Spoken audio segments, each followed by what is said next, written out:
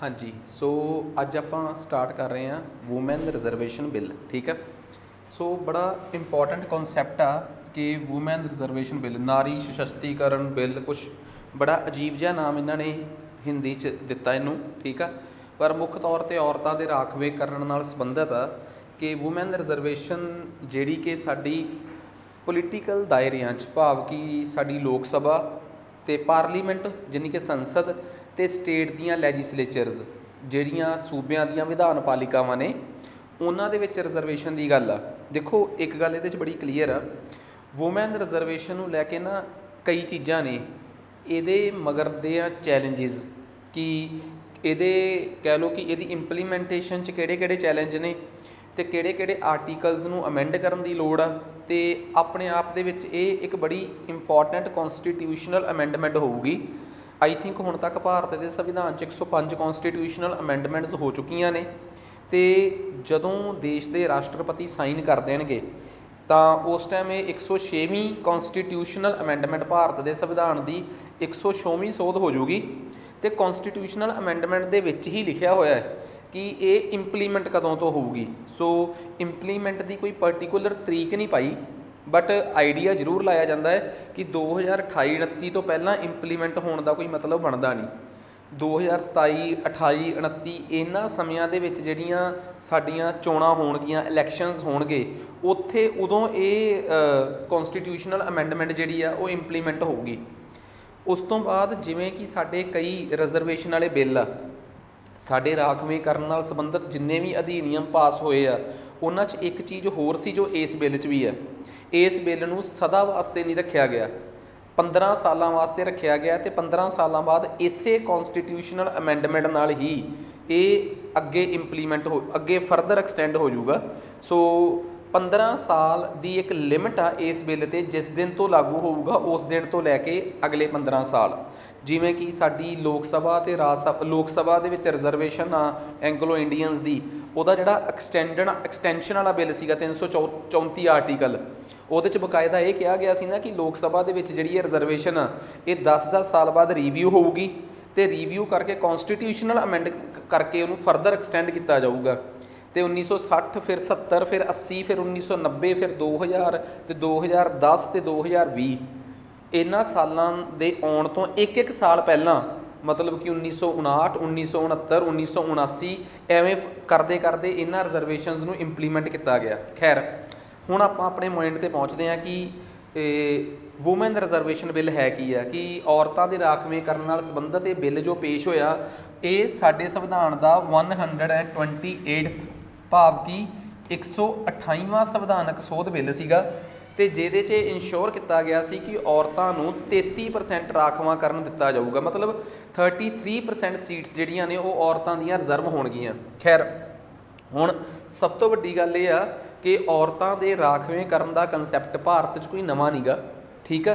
पहली गल तो यह है कि लोक सभा ते विधान सभावां दे विच रिजर्वेशन नूं लैके बिल आऊगा, इहदियां कोशिशां पहलां भी हुंदियां रहियां ते पहलां भी बिल लोक सभा जां राज सभा च पेश हुंदे गए आ, पर किसी ना किसी कारण करके वो पास नहीं होए। जे लोक सभा चों पास होया तो राज सभा च रह गया, जे कांग्रेस ने राज्य सभा चों बिल इनीशिएट करा के पास कराया तो लोक सभा चों रह गया।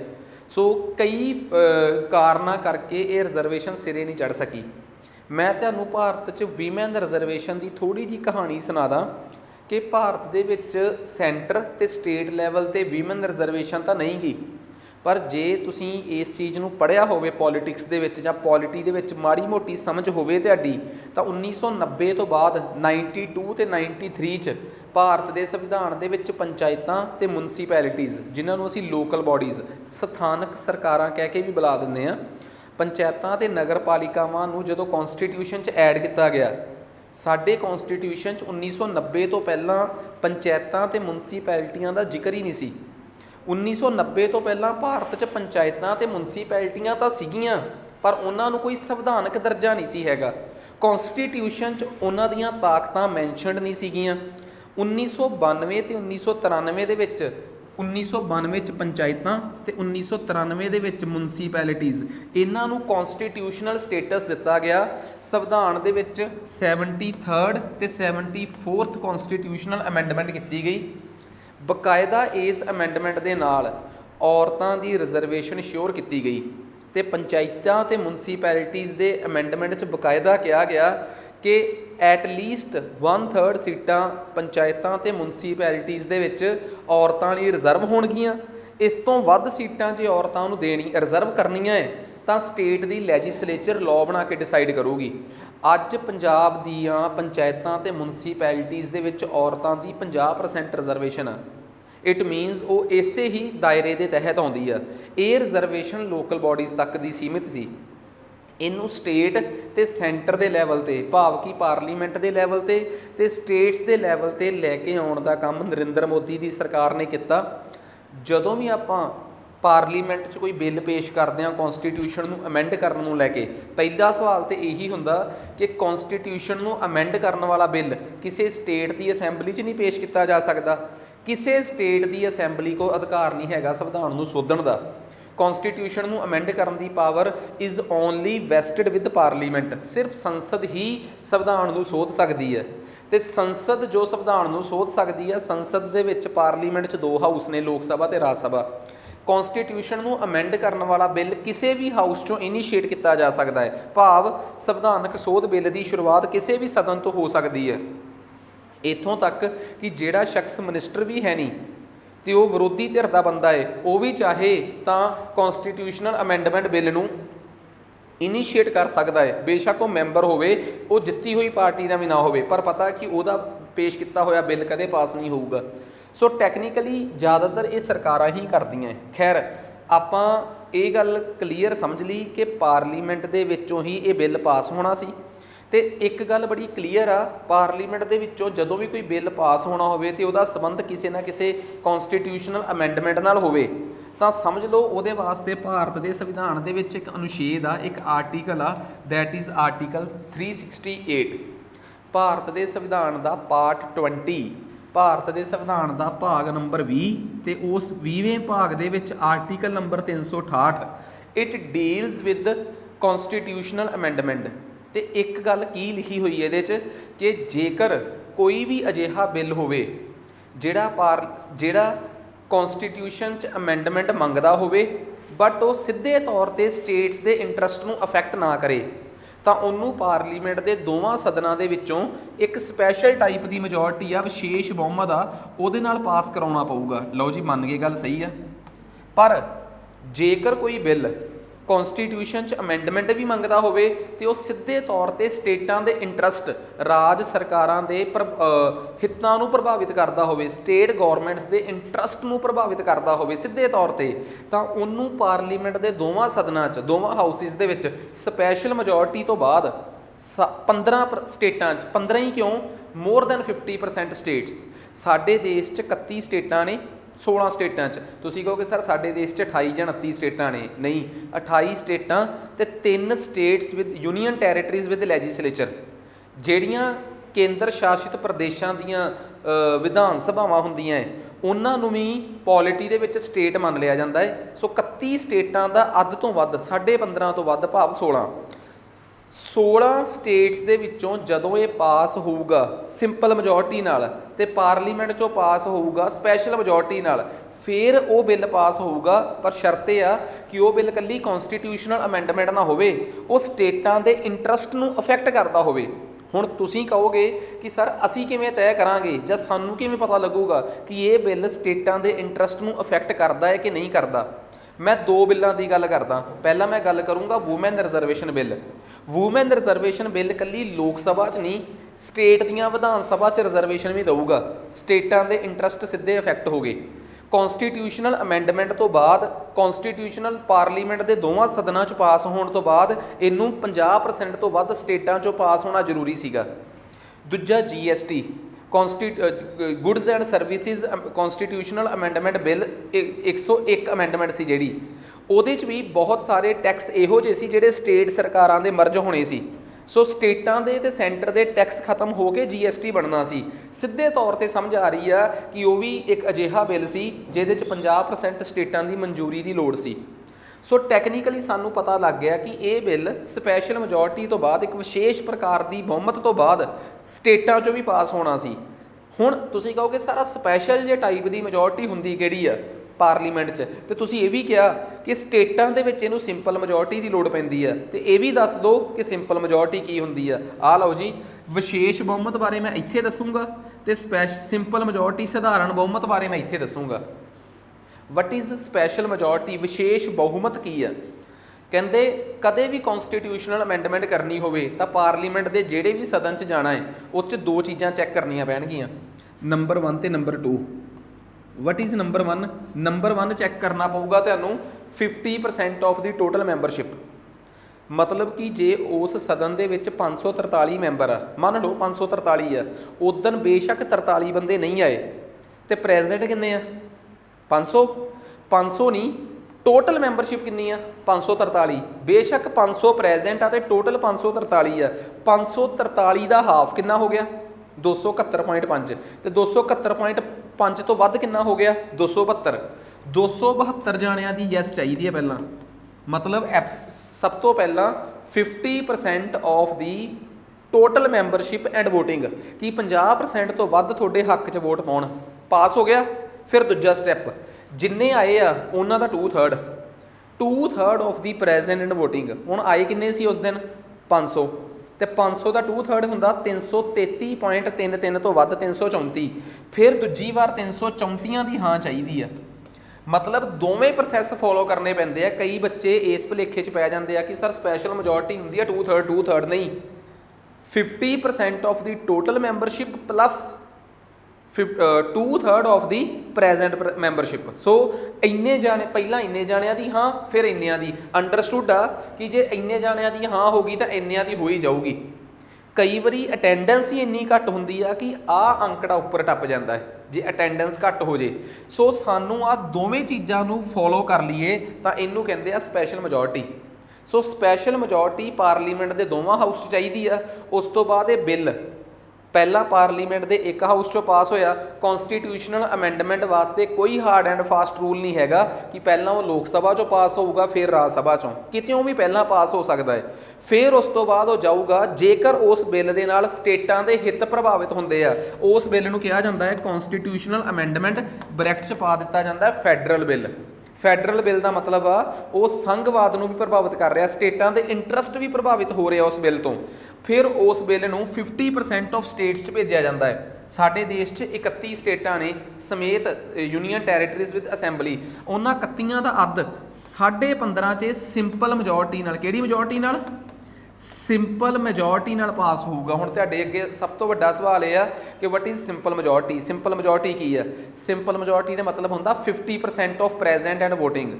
ਜਿੰਨੇ ਆਏ ਆ ਉਹਦੇ ਤੋਂ 50% ਦੀ ਹਾਂ, ਮਤਲਬ ਜੇ 543 ਟੋਟਲ ਆ ਤੇ ਆਏ ਉਸ ਦਿਨ 500 ਆ, ਸਿੰਪਲ ਮੈਜੋਰਟੀ ਦਾ ਮਤਲਬ ਹੁੰਦਾ 500 ਦੇ ਅੱਧ ਤੋਂ ਵੱਧ, 500 ਦਾ 250 ਤੇ 250 ਤੋਂ ਵੱਧ 251।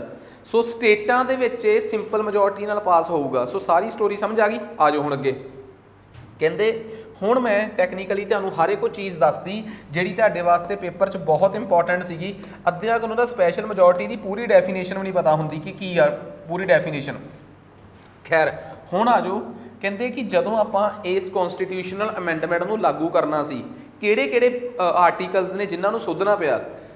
ਸਭ ਤੋਂ ਪਹਿਲੀ ਇਹ ਆ ਕਿ ਸਾਨੂੰ ਸਭ ਤੋਂ ਪਹਿਲਾਂ ਤਾਂ ਨੋਰਮਲ ਆਰਟੀਕਲਸ ਦੇ ਨਾਲ ਦਿੱਲੀ ਵਾਸਤੇ ਜਿਹੜਾ 239 ਏ ਆਰਟੀਕਲ ਆ, ਜਿਹਦੇ ਤਹਿਤ ਦਿੱਲੀ ਦੀ ਅਸੈਂਬਲੀ ਬਣੀ ਆ।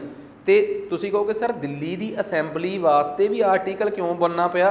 ਕਿਉਂਕਿ ਦਿੱਲੀ ਦੀ ਅਸੈਂਬਲੀ ਦੀ ਪ੍ਰੋਵੀਜ਼ਨ 239 ਏ 'ਚ ਆ, ਇਹਨੂੰ ਵੀ ਸੋਧਣਾ ਪਿਆ ਤੇ ਇੱਕ 239 ਏ ਨੂੰ ਵੀ ਸੋਧਣਾ ਪਿਆ। ਉਹਦੇ 'ਚ ਪੁਡੂਚੇਰੀ ਦੀ ਅਸੈਂਬਲੀ ਦਾ ਜ਼ਿਕਰ ਆ।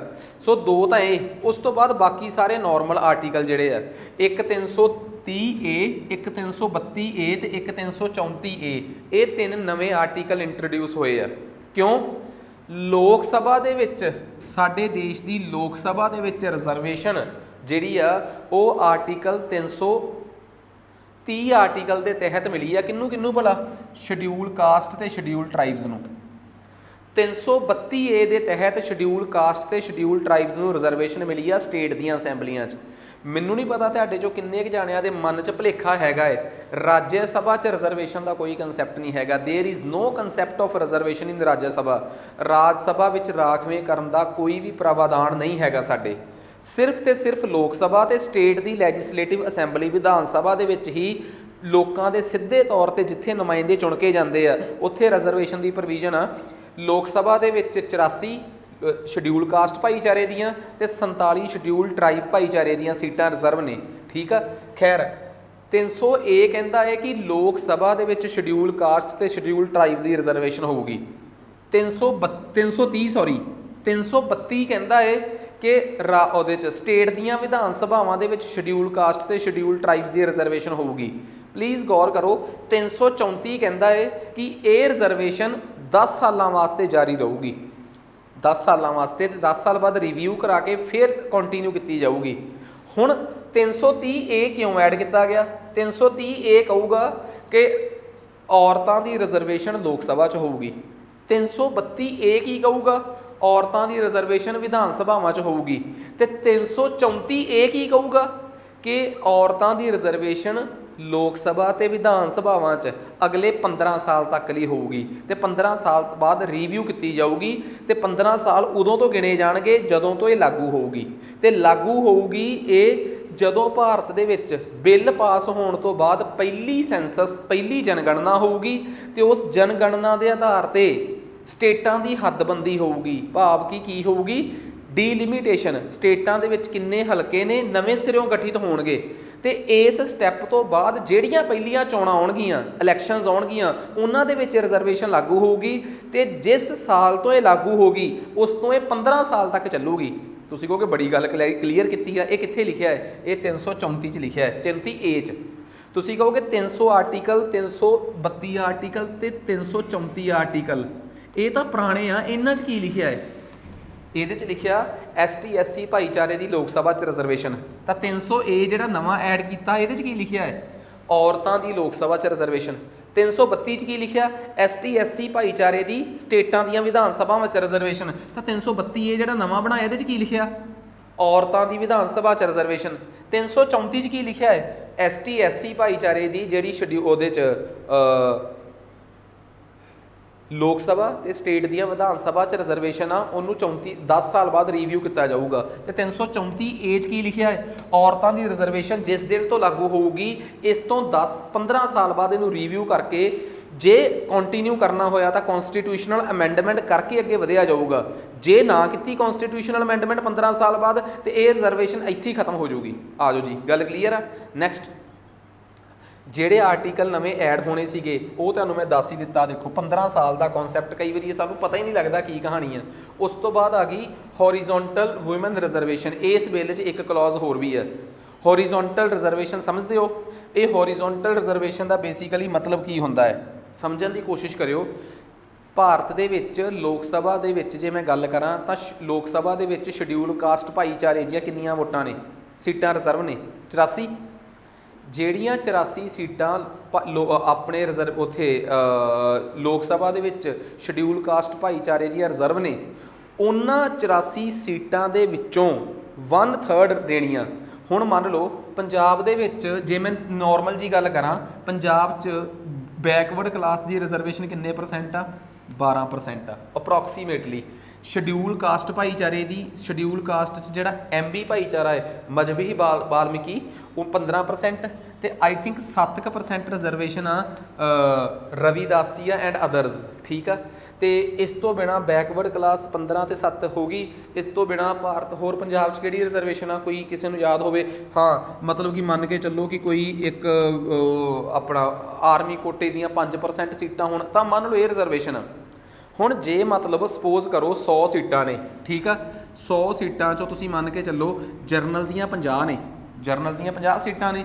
ਉਸ ਤੋਂ ਬਾਅਦ 12 ਸੀਟਾਂ ਜਾਂ 10 ਸੀਟਾਂ ਬੈਕਵਰਡ ਕਲਾਸ ਦੀਆਂ ਹੋਣਗੀਆਂ ਤੇ 15 ਸੀਟਾਂ ਸ਼ਡਿਊਲ ਕਾਸਟ ਦੇ ਇੱਕ ਭਾਈਚਾਰੇ ਦੀਆਂ ਹੋਣਗੀਆਂ, 7 ਜਾਂ 8 ਸੀਟਾਂ ਸ਼ਡਿਊਲ ਕਾਸਟ ਦੇ ਦੂਜੇ ਭਾਈਚਾਰੇ ਦੀਆਂ ਹੋਣਗੀਆਂ, 5 ਸੀਟਾਂ ਕਿਸੇ ਹੋਰ ਭਾਈਚਾਰੇ ਦੀਆਂ ਹੋਣਗੀਆਂ। ਸੋ ਐਵੇਂ ਕਰਦੇ ਕਰਦੇ ਰਿਜ਼ਰਵੇਸ਼ਨ ਹੋ ਗਈ। ਹੁਣ ਜੇ ਕਿਸੇ ਨੇ ਕਹਿਤਾ ਕਿ ਔਰਤਾਂ ਦੀ ਰਿਜ਼ਰਵੇਸ਼ਨ ਦਿਓ, ਔਰਤਾਂ ਦੀ ਰਿਜ਼ਰਵੇਸ਼ਨ ਕਿਵੇਂ ਦਿੱਤੀ ਜਾਊਗੀ? ਔਰਤਾਂ ਦੀ ਰਿਜ਼ਰਵੇਸ਼ਨ ਹੈਗੀ ਆ ਹੌਰੀਜ਼ੋਨਟਲ। ਇਹ ਜਿਹੜੀਆਂ ਸੀਟਾਂ 50 ਜਰਨਲ ਕੈਟੇਗਰੀ ਦੀਆਂ ਨੇ, ਇਹਨਾਂ 50 ਦੇ ਵਿੱਚੋਂ ਜੇ 1/3 ਔਰਤਾਂ ਨੂੰ ਰਿਜ਼ਰਵੇਸ਼ਨ ਦੇਣੀ ਆ ਨੌਕਰੀ 'ਚ, ਤਾਂ ਤੁਸੀਂ ਮੰਨ ਲਓ ਇਹਨਾਂ 50 ਦੇ ਵਿੱਚੋਂ 14 15 16 ਜਿੰਨੀਆਂ ਵੀ ਹੋਣਗੀਆਂ ਉਹ ਔਰਤਾਂ ਵਾਸਤੇ ਰਿਜ਼ਰਵ ਕਰ ਦਿੱਤੀਆਂ ਜਾਣਗੀਆਂ। BC ਕਲਾਸ ਦੀਆਂ ਜੇ 10 ਸੀਟਾਂ ਹੈ ਤਾਂ ਇਹਦੀਆਂ 33% 3 ਜਾਂ 4 ਸੀਟਾਂ ਔਰਤਾਂ ਲਈ ਰਿਜ਼ਰਵ ਕਰ ਦਿੱਤੀਆਂ ਜਾਣਗੀਆਂ। ਜਿਹੜਾ ਵਰਟੀਕਲ ਕੋਟਾ ਹੈਗਾ ਏ, ਉੱਪਰੋਂ ਥੱਲੇ ਨੂੰ ਕੋਟਾ ਆ ਰਿਹਾ, ਉਹਦੇ ਚੋਂ ਪੈਰਲਲ ਸੀਟਾਂ ਦਾ ਕੋਟਾ ਅੱਡ ਕੱਢ ਦੇਣਾ। This is called horizontal reservation. Vertical reservation ਦੀ ਖਾਸੀਅਤ ਕੀ ਹੁੰਦੀ ਆ ਤੇ ਹੌਰੀਜ਼ੋਨਟਲ ਦੀ ਖਾਸੀਅਤ ਕੀ ਹੁੰਦੀ ਆ? ਵਰਟੀਕਲ ਰਿਜ਼ਰਵੇਸ਼ਨ ਦੀ ਖਾਸੀਅਤ ਇਹ ਹੁੰਦੀ ਆ, ਮੰਨ ਲਓ ਬੈਕਵਰਡ ਕਲਾਸ ਆ, ਸਰਵੇ ਕੀਤਾ ਜਾਊਗਾ ਕਿ ਬੈਕਵਰਡ ਕਲਾਸ ਦੀਆਂ ਪੰਜਾਬ ਦੇ ਵਿੱਚ ਕਿੰਨੇ % ਲੋਕ ਆ ਜਿਹੜੇ ਬੈਕਵਰਡ ਕਲਾਸ ਆ। ਕਹਿੰਦੇ ਜੀ ਪੰਜਾਬ ਦੇ ਵਿੱਚ 15% ਲੋਕ ਬੈਕਵਰਡ ਨੇ, ਮਤਲਬ 15% ਲੋਕ ਬੈਕਵਰਡ ਨੇ। ਠੀਕ ਆ ਜੀ, ਕਹਿੰਦੇ ਇਦਾਂ ਕਰ ਦਿਓ, ਇਹਨਾਂ ਦੀਆਂ 15% ਸੀਟਾਂ ਰਿਜ਼ਰਵ ਕਰ ਦਿਓ। ਜਿੰਨੇ ਬੈਕਵਰਡ ਲੋਕ ਨੇ 19% ਸੀਟਾਂ ਰਿਜ਼ਰਵ ਕਰ ਦੋਗੇ ਤਾਂ ਜਰਨਲ ਕੈਟੇਗਰੀ ਨਾਲ ਧੱਕਾ ਹੈ। ਵਜ੍ਹਾ ਕੀ ਆ ਕਿ ਜੇ 15% ਬੈਕਵਰਡ ਆ, ਤੁਸੀਂ ਕੀ ਚਾਹੁੰਦੇ ਹੋ? ਤੁਹਾਡੀ ਇੰਟੈਂਸ਼ਨ ਕੀ ਆ? ਤੁਹਾਡੀ ਇੰਟੈਂਸ਼ਨ ਆ ਕਿ ਜੇ 15% ਪੰਜਾਬ 'ਚ BC ਆ ਤਾਂ ਘੱਟੋ ਘੱਟ ਅਫਸਰਾਂ ਦੇ ਵਿੱਚ 15% BC ਦਾ ਰਿਫਲੈਕਟ ਹੋਣ। ਪਰ ਜੇ ਤੁਸੀਂ 15% ਕੋਟਾ ਦੇਤਾ, ਇਹ ਤਾਂ ਧੱਕਾ ਕਰ ਗਏ ਤੁਸੀਂ। ਕਿਉਂ? 3-4% BC ਤਾਂ ਵੈਸੇ ਹੀ ਪੇਪਰ ਕਲੀਅਰ ਕਰ ਜਾਂਦੇ ਆ। ਜੇ ਤੁਹਾਨੂੰ ਪਤਾ ਲੱਗ ਗਿਆ ਕਿ ਇੱਕ ਪੇਪਰ 'ਚ 4% BC ਰਿਜ਼ਰਵ ਕਲੀਅਰ ਕਰ ਗਏ, ਇੱਕ 5%, ਇੱਕ 2%, ਇੱਕ 2.5%, ਅੱਜ ਤੱਕ ਦਾ ਸਾਰੀ ਐਵਰੇਜ ਕੱਢ ਲਈ, 3% ਬੈਕਵਰਡ ਕਲਾਸ ਦੇ ਲੋਕ ਜਿਹੜੇ ਆ ਉਹ ਪੇਪਰ ਕੱਢਦੇ ਆ। ਪਰ ਬੈਕਵਰਡ ਕਲਾਸ ਦੀ ਰਿਪਰੈਜ਼ੈਂਟੇਸ਼ਨ ਕਿੰਨੀ ਆ ਪੰਜਾਬ 'ਚ? 15%। 3% ਪੇਪਰ ਕੱਢਦੇ ਆ, 12% ਰਿਜ਼ਰਵੇਸ਼ਨ ਦੇ ਦਿਓ ਇਹਨਾਂ ਨੂੰ। ਵਜ੍ਹਾ, ਜਦੋਂ ਕੱਲ੍ਹ ਨੂੰ ਕੋਈ ਪੇਪਰ ਹੋਊਗਾ 3% ਬੈਕਵਰਡ ਕਲਾਸ ਤੇ ਉਹੀ ਨੇ ਜਿਹੜੇ ਜਰਨਲ ਕੈਟੇਗਰੀ 'ਚ ਚਲੇ ਜਾਣਗੇ, ਤੇ ਜਿਹੜੇ ਬੰਦਿਆਂ ਦੇ ਰੈਂਕ ਜਰਨਲ ਕੈਟੇਗਰੀ ਤੋਂ ਉੱਪਰ ਆ ਗਏ ਉਹ ਬੰਦੇ ਜਰਨਲ ਕੈਟੇਗਰੀ 'ਚ ਹੀ ਰਹਿਣਗੇ BC ਦੇ। ਬੇਸ਼ੱਕ ਉਹ BC ਨੇ, ਪਰ ਉਹਨਾਂ ਨੂੰ ਜਰਨਲ ਦੀ ਸੀਟ ਖਰਾਬ ਕਰਕੇ ਉਹ ਬੈਕਵਰਡ ਕਲਾਸ ਦੀ ਸੀਟ 'ਚ, ਪਰ ਉਹ ਬੈਕਵਰਡ ਕਲਾਸ ਦੇ ਨੇ ਪਰ ਉਹ ਜਰਨਲ ਕਲਾਸ ਦੀ ਸੀਟ ਖਰਾਬ ਕਰਨਗੇ। ਇੰਨਾ ਕੁ ਤਾਂ ਰਿਜ਼ਰਵੇਸ਼ਨ ਦੇਣ ਲੱਗੇ ਪਹਿਲਾਂ ਹੀ ਘੱਟ ਦਿੱਤੀ ਜਾਂਦੀ ਆ, ਕਿਉਂਕਿ ਪੂਰੇ ਫੈਕਟਸ ਦੇ ਆਧਾਰ 'ਤੇ ਰਿਜ਼ਰਵੇਸ਼ਨ ਦਿੱਤੀ ਜਾਂਦੀ ਹੈ। ਤੇ ਜਿਹੜੀ ਬਾਕੀ 15% ਆਬਾਦੀ ਨੂੰ 12% ਰਿਜ਼ਰਵੇਸ਼ਨ ਦਿੱਤੀ ਤਾਂ ਗਈ ਆ ਕਿਉਂਕਿ ਮੰਨਿਆ ਜਾਂਦਾ ਹੈ ਕਿ 3% ਤਾਂ ਜਰਨਲ 'ਚ ਚਲੇ ਜਾਣਗੇ। ਮੰਨਿਆ ਨਹੀਂ ਜਾਂਦਾ, ਪੁਰਾਣਾ ਸਾਰੇ ਫੈਕਟ ਕੱਢੇ ਜਾਂਦੇ ਆ। ਸੋ ਇਹਨੂੰ ਕਹਿੰਦੇ ਆ ਵਰਟੀਕਲ ਰਿਜ਼ਰਵੇਸ਼ਨ, ਕਿ ਜੇ ਤੁਹਾਡੀ ਕੈਟੇਗਰੀ 'ਚ ਤੁਹਾਡੇ ਜਰਨਲ ਤੋਂ ਉੱਪਰ ਚਲੇ ਗਏ, ਤੁਸੀਂ ਜਰਨਲ ਕੋਟੇ 'ਚ ਆ ਗਏ ਤਾਂ ਤੁਸੀਂ ਜਰਨਲ 'ਚ ਮੰਨ ਲਏ ਜਾਓਗੇ, ਬਾਕੀ ਸਾਰੇ ਰਿਜ਼ਰਵੇਸ਼ਨ ਦਾ ਐਡਵਾਂਟੇਜ ਲੈ ਜਾਣਗੇ। ਸੀਟਾਂ 100 ਚੋਂ 12 ਰਿਜ਼ਰਵ ਆ, ਪਰ ਬੰਦੇ ਕਿੰਨੇ ਲੱਗ ਗਏ? 15, ਕਿਉਂਕਿ 3 ਜਰਨਲ ਚਲੇ ਗਏ। ਦਿਸ ਇਜ਼ ਕਾਲਡ ਵਰਟੀਕਲ ਰਿਜ਼ਰਵੇਸ਼ਨ। ਹੁਣ ਮੰਨ ਲਓ BC ਦੀਆਂ ਸੀਟਾਂ 12 ਰਿਜ਼ਰਵ ਸੀਗੀਆਂ, ਮੰਨ ਲਓ 12 ਸੀਗੀਆਂ, 12 ਚੋਂ 4 ਕੁੜੀਆਂ ਨੂੰ ਦੇਤੀਆਂ। ਜੇ ਕੁੜੀਆਂ ਦੀ ਰਿਜ਼ਰਵੇਸ਼ਨ ਹੌਰੀਜ਼ੋਨਟਲ ਆ, ਇਹਦਾ ਮਤਲਬ 12 BCਆਂ ਚੋਂ ਇਹ ਸ਼ਿਓਰ ਆ ਕਿ 4 ਕੁੜੀਆਂ ਰੱਖਣੀਆਂ ਹੀ ਰੱਖਣੀਆਂ, ਸ਼ਿਓਰ ਆ ਕਿ 4 ਕੁੜੀਆਂ ਰੱਖਣੀਆਂ ਰੱਖਣੀਆਂ। ਮੰਨ ਲਓ 8 ਸੀਟਾਂ ਫਿਰ ਮੁੰਡਿਆਂ ਨੂੰ ਦੇਤੀਆਂ, 4 ਕੁੜੀਆਂ ਦੀਆਂ ਰਿਜ਼ਰਵ ਹੋ ਗਈਆਂ। ਮੰਨ ਲਓ ਕੁੜੀਆਂ ਪੜ੍ਹ ਹੀ ਬਹੁਤ ਗਈਆਂ, 6 ਕੁੜੀਆਂ BC ਕੈਟੇਗਰੀ ਦੇ 12 ਜਾਣਿਆਂ 'ਚ ਆ ਗਈਆਂ ਤਾਂ 6 ਦੀਆਂ 6 ਰੱਖਣੀਆਂ ਪੈਣਗੀਆਂ। ਪਰ 12 ਜਾਣਿਆਂ 'ਚ ਜੇ ਸਿਰਫ 3 ਹੀ ਕੁੜੀਆਂ ਆਈਆਂ, ਇੱਕ ਪਿੱਛੋਂ ਅੱਗੇ ਆ ਜਾਊਗੀ। ਹੌਰੀਜ਼ੋਨਟਲ ਰਿਜ਼ਰਵੇਸ਼ਨ ਦਾ ਮਤਲਬ ਇਹ ਨਹੀਂ ਹੁੰਦਾ ਕਿ ਜੇ ਤੁਸੀਂ ਆਪਣੀ ਕੈਟੇਗਰੀ 'ਚ ਜ਼ਿਆਦਾ ਨੰਬਰ ਲੈ ਗਏ ਤਾਂ ਤੁਸੀਂ ਦੂਜੇ ਪਾਸੇ ਨੂੰ ਮੁੰਡਿਆਂ 'ਚ ਸ਼ਿਫਟ ਕਰ ਜਾਓਗੇ, ਨਹੀਂ। ਹੌਰੀਜ਼ੋਨਟਲ ਰਿਜ਼ਰਵੇਸ਼ਨ ਦਾ ਮਤਲਬ ਹੁੰਦਾ ਕਿ ਤੁਸੀਂ ਇਹ ਨਹੀਂ ਹੈਗਾ ਕਿ ਜ਼ਿਆਦਾ ਨੰਬਰ ਲੈ ਕੇ ਦੂਜੇ ਦੀ ਸੀਟ ਖਰਾਬ ਕਰ ਜਾਓਗੇ। ਇੰਨਾ ਸ਼ਿਓਰ ਆ ਕਿ ਜੇ ਤੁਹਾਡੇ 4 ਬੰਦੇ ਰੱਖਣੇ ਆ, ਕੁੜੀਆਂ 4 ਰੱਖਣੀਆਂ ਤੇ 4 ਪੱਕੀਆਂ ਹੀ ਰੱਖੀਆਂ ਜਾਣਗੀਆਂ। ਸੋ ਹੌਰੀਜ਼ੋਨਟਲ ਰਿਜ਼ਰਵੇਸ਼ਨ ਦੇ ਵਿੱਚ ਤੁਸੀਂ ਬਹੁਤ ਜ਼ਿਆਦਾ ਵਧੀਆ ਪਰਫਾਰਮ ਕਰਕੇ ਜਰਨਲ 'ਚ ਨਹੀਂ ਚਲੇ ਜਾਂਦੇ। ਪਹਿਲਾਂ ਤੁਹਾਡੇ ਵਾਲਾ ਕੋਟਾ ਭਰਿਆ ਜਾਂਦਾ ਹੈ, ਸਭ ਤੋਂ ਪਹਿਲਾਂ ਕੋਟਾ ਤੁਹਾਡੇ ਵਾਲਾ ਭਰਿਆ ਜਾਂਦਾ ਹੈ। ਇਹ ਇਸ ਰਿਜ਼ਰਵੇਸ਼ਨ ਦੀ ਸਭ ਤੋਂ ਵੱਡੀ ਖਾਸੀਅਤ ਆ, ਹੌਰੀਜ਼ੋਨਟਲ ਰਿਜ਼ਰਵੇਸ਼ਨ ਦੀ। ਸੋ ਡਾਊਟ ਕੋਈ?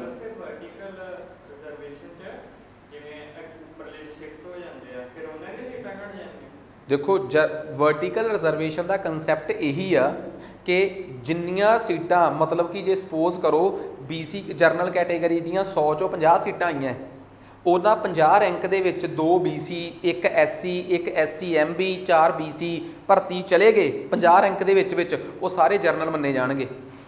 ਅਸਲ ਦੇ ਵਿੱਚ ਜਰਨਲ ਵਾਸਤੇ ਨਾ ਇੱਕ ਬੜਾ ਇੰਪੋਰਟੈਂਟ ਸ਼ਬਦ ਆ, general is not a quota. General ਕੋਈ ਕੋਟਾ ਨਹੀਂ ਹੈਗਾ। ਜਰਨਲ ਹਰ ਇੱਕ ਉਹ ਬੰਦਾ ਏ ਜਿਹੜਾ ਮੂਹਰੇ ਆ ਗਿਆ, ਹਰ ਇੱਕ ਉਹ ਬੰਦਾ ਜਿਹੜਾ ਸਾਰੀਆਂ ਕੈਟੇਗਰੀਆਂ ਨੂੰ ਕ੍ਰੋਸ ਕਰਕੇ ਜਿੰਨੀਆਂ ਸੀਟਾਂ ਜਰਨਲ ਨੇ। ਹੁਣ ਕਈ ਵਾਰੀ ਅਸੀਂ ਪਤਾ ਕੀ ਕਹਿੰਦੇ ਆ ਕਿ ਹਾਂ ਬਈ ਤੇਰਾ ਕੋਟਾ ਕਿਹੜਾ ਹੈ, ਕੋਈ ਕਹਿੰਦਾ ਜੀ BC, ਕੋਈ ਕਹਿੰਦਾ SC, ਕੋਈ ਕਹਿੰਦਾ SC MB, ਕੋਈ ਕਹਿੰਦਾ ਜੀ ਮੇਰਾ ਕਿਹੜਾ, ਮੇਰਾ ਤਾਂ ਜਰਨਲ ਕੋਟਾ ਹੈ। ਉਹ ਇਹ ਕਲੀਅਰ ਕਰਦੇ ਕਿ ਟੈਕਨੀਕਲੀ ਉਹ ਇਹ ਬੋਲਣਾ ਬੰਦ ਕਰਦੇ, general is not a quota. General ਕੋਈ ਵੀ ਕੋਟਾ ਨਹੀਂ ਹੁੰਦਾ। ਜਰਨਲ ਦੇ ਵਿੱਚ ਹਰ ਇੱਕ ਉਹ ਬੰਦਾ ਫਾਲ ਕਰਦਾ ਹੈ ਜਿਹੜਾ ਬੰਦਾ ਜਿੰਨੀਆਂ ਸੀਟਾਂ ਸਾਰਿਆਂ ਦੀ ਰਿਜ਼ਰਵੇਸ਼ਨ ਕੱਢ ਕੇ ਬਾਕੀ ਬਚ ਗਈਆਂ ਉਹ ਜਰਨਲ ਨੇ। ਉਸ ਜਰਨਲ ਦੇ ਵਿੱਚ ਹਰ ਇੱਕ ਉਹ ਬੰਦਾ ਫਾਲ ਕਰ ਸਕਦਾ ਹੈ, ਕੋਈ ਵੀ ਬੰਦਾ ਫਾਲ ਕਰ ਸਕਦਾ ਹੈ। ਹੌਰੀਜ਼ੌਂਟਲ ਰਿਜ਼ਰਵੇਸ਼ਨ ਹੁੰਦੀ ਆ ਕਿਸੇ ਕੈਟੇਗਰੀ ਚੋਂ ਪੈਰਲਲ ਰਿਜ਼ਰਵੇਸ਼ਨ ਕੱਢ ਕੇ ਦੇਣੀ। ਹੁਣ ਕਹਿੰਦੇ ਇਸ ਰਿਜ਼ਰਵੇਸ਼ਨ 'ਚ ਇਹ ਗੱਲ ਸ਼ਿਓਰ ਆ ਕਿ ਜਿਹੜੀ ਜਰਨਲ ਕੈਟੇਗਰੀ ਹੋਊਗੀ, ਜਰਨਲ ਕੈਟੇਗਰੀ ਦੀਆਂ 543 ਚੋਂ ਕਿੰਨੀਆਂ ਸੀਟਾਂ ਨੇ? 84 ਸ਼ਡਿਊਲ ਕਾਸਟ ਦੀਆਂ ਕੱਢ ਦਿਓ, ਸ਼ਡਿਊਲ ਕਾਸਟ ਦੀਆਂ, ਤੇ 47 ਸ਼ਡਿਊਲ ਟਰਾਈਬਸ ਦੀਆਂ ਕੱਢ ਦਿਓ। ਜੋ ਵੀ ਸੀਟਾਂ ਮਗਰ ਬਚੀਆਂ ਸਾਰੀਆਂ ਜਰਨਲ ਦੀਆਂ ਨੇ। ਉਹਨਾਂ ਜਰਨਲ ਦੀਆਂ ਸੀਟਾਂ 'ਚੋਂ 1/3 ਜਰਨਲ ਦੀਆਂ ਔਰਤਾਂ ਰਿਜ਼ਰਵ ਹੋ ਗਈਆਂ। ਸ਼ਡਿਊਲ ਕਾਸਟ ਦੀਆਂ 84 ਚੋਂ 1/3 ਸ਼ਡਿਊਲ ਕਾਸਟ ਦੀਆਂ ਰਿਜ਼ਰਵ ਹੋ ਗਈਆਂ, ਤੇ 47 ਸ਼ਡਿਊਲ ਟਰਾਈਬ ਦੀਆਂ ਸੀਟਾਂ 'ਚੋਂ 47 ਚੋਂ 1/3 ਸ਼ਡਿਊਲ ਟਰਾਈਬਸ ਦੀਆਂ ਰਿਜ਼ਰਵ ਹੋ ਗਈਆਂ। ਠੀਕ ਹੈ। ਸੋ ਟੈਕਨੀਕਲੀ ਸਾਨੂੰ ਇੱਕ ਗੱਲ ਸ਼ਿਓਰ ਹੋ ਗਈ ਕਿ ਹੌਰੀਜ਼ੌਂਟਲ ਰਿਜ਼ਰਵੇਸ਼ਨ ਕਿਵੇਂ ਹੁੰਦੀ ਆ। ਕਲੀਅਰ ਹੈ ਗੱਲ। ਹੁਣ ਆ ਜਾਓ ਇਸ ਤੋਂ ਅਗਲਾ ਮੁੱਦਾ। ਰਿਜ਼ਰਵੇਸ਼ਨ ਤਾਂ ਕਲੀਅਰ ਕਰਤੀ, ਪਰ ਇਹਦੇ 'ਚ ਹੁਣ ਕੀ ਆ, ਟਵਿਸਟ ਕੀ ਆ। ਸੋ ਇਹ ਹੌਰੀਜ਼ੌਂਟਲ ਆ। ਇਹਦੇ 'ਚ ਨਾ ਮੈਂ ਤੁਹਾਨੂੰ ਇੱਕ ਗੱਲ ਹੋਰ ਦੱਸਦਾ ਕਿ ਸ਼ਡਿਊਲ ਕਾਸਟ ਭਾਈਚਾਰੇ ਦੀਆਂ ਔਰਤਾਂ ਨੂੰ ਸ਼ਡਿਊਲ ਕਾਸਟ ਦੀਆਂ 84 ਸੀਟਾਂ 'ਚੋਂ ਰਿਜ਼ਰਵੇਸ਼ਨ ਮਿਲੂਗੀ, 84 ਦਾ 1/3।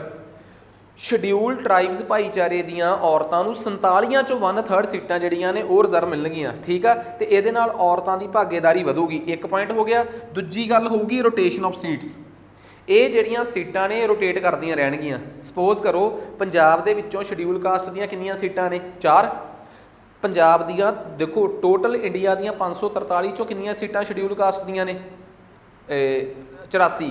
ਉਹਨਾਂ 84 ਚੋਂ ਆਈ ਥਿੰਕ 3 ਸੀਟਾਂ ਪੰਜਾਬ 'ਚ ਸ਼ਡਿਊਲ ਕਾਸਟ ਭਾਈਚਾਰੇ ਦੀਆਂ ਰਿਜ਼ਰਵ ਨੇ।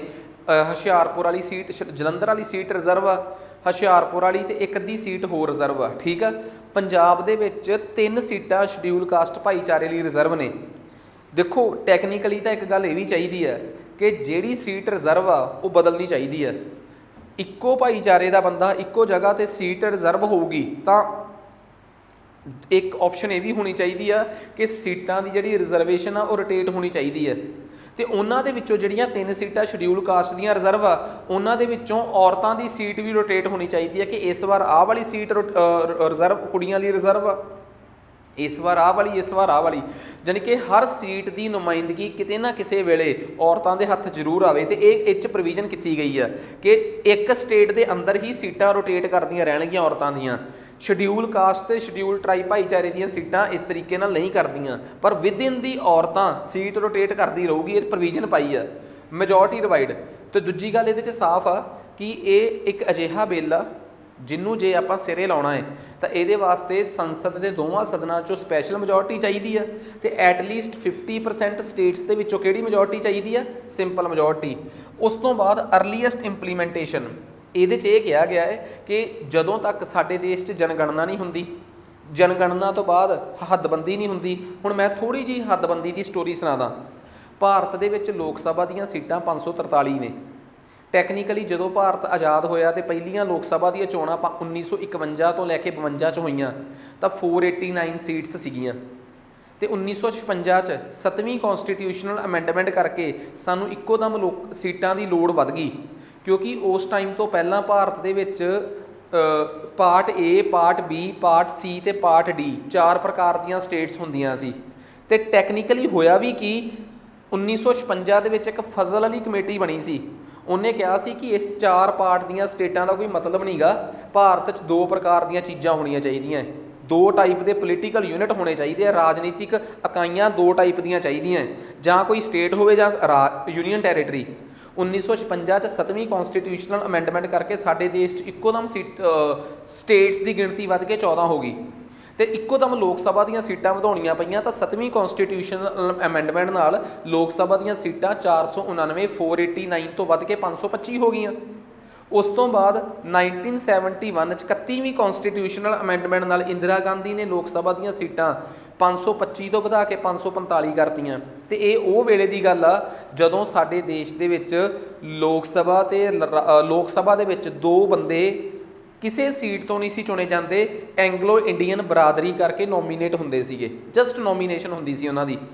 1975 'ਚ ਇੰਦਰਾ ਗਾਂਧੀ ਨੇ ਕੀ ਕੀਤਾ, ਲੋਕ ਸਭਾ ਦੀਆਂ ਸੀਟਾਂ ਕੋਈ ਵਧਾ ਨਾ ਸਕੇ, ਇਸ ਕਰਕੇ 25 ਸਾਲਾਂ ਵਾਸਤੇ ਲੋਕ ਸਭਾ ਦੀਆਂ ਸੀਟਾਂ 'ਤੇ ਫਰੀਜ਼ਿੰਗ ਕਰਤੀ।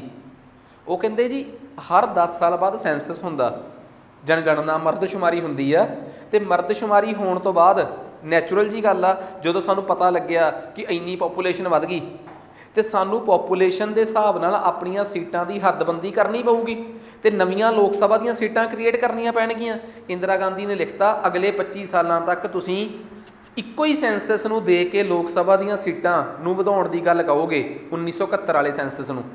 ਹੁਣ ਜਦੋਂ ਤੁਸੀਂ ਸੈਂਸਸ ਹੀ ਦੂਜਾ ਨਹੀਂ ਦੇਖ ਸਕਦੇ, ਤੁਸੀਂ ਭਾਵੇਂ ਬੰਦੇ 'ਚ ਬੰਦਾ ਵੱਜਦਾ ਫਿਰੇ, ਪੋਪੂਲੇਸ਼ਨ ਤੁਹਾਡੇ ਹਿਸਾਬ ਨਾਲ ਉਹੀ ਆ, ਕਿਉਂਕਿ ਤੁਸੀਂ ਸੈਂਸਸ ਹੀ ਫਰੀਜ਼ ਕਰਤਾ ਕਿ ਤੁਸੀਂ ਅਗਲੇ 25 ਸਾਲਾਂ ਤੱਕ ਡੀਲਿਮਿਟੇਸ਼ਨ ਹੱਦਬੰਦੀ ਕਰਨ ਵਾਸਤੇ ਸੈਂਸਸ ਦੇਖਣਾ ਹੀ 71 ਵਾਲਾ ਹੈ। 81 ਵਾਲਾ 91 ਵਾਲਾ ਆ ਵੀ ਗਿਆ, ਪਾੜ ਕੇ ਸਿੱਟ ਦਿਓ। 2001 'ਚ ਜਦੋਂ ਇਹ ਫਰੀਜ਼ ਟੁੱਟ ਰਹੀ ਸੀ, ਅਟਲ ਬਿਹਾਰੀ ਵਾਜਪਾਈ ਨੇ ਇਹ ਗੱਲ ਸੀ ਇੰਦਰਾ ਗਾਂਧੀ ਨੇ ਕੀਤੀ 42ਵੀਂ ਕੌਂਸਟੀਟਿਊਸ਼ਨਲ ਅਮੈਂਡਮੈਂਟ ਨਾਲ।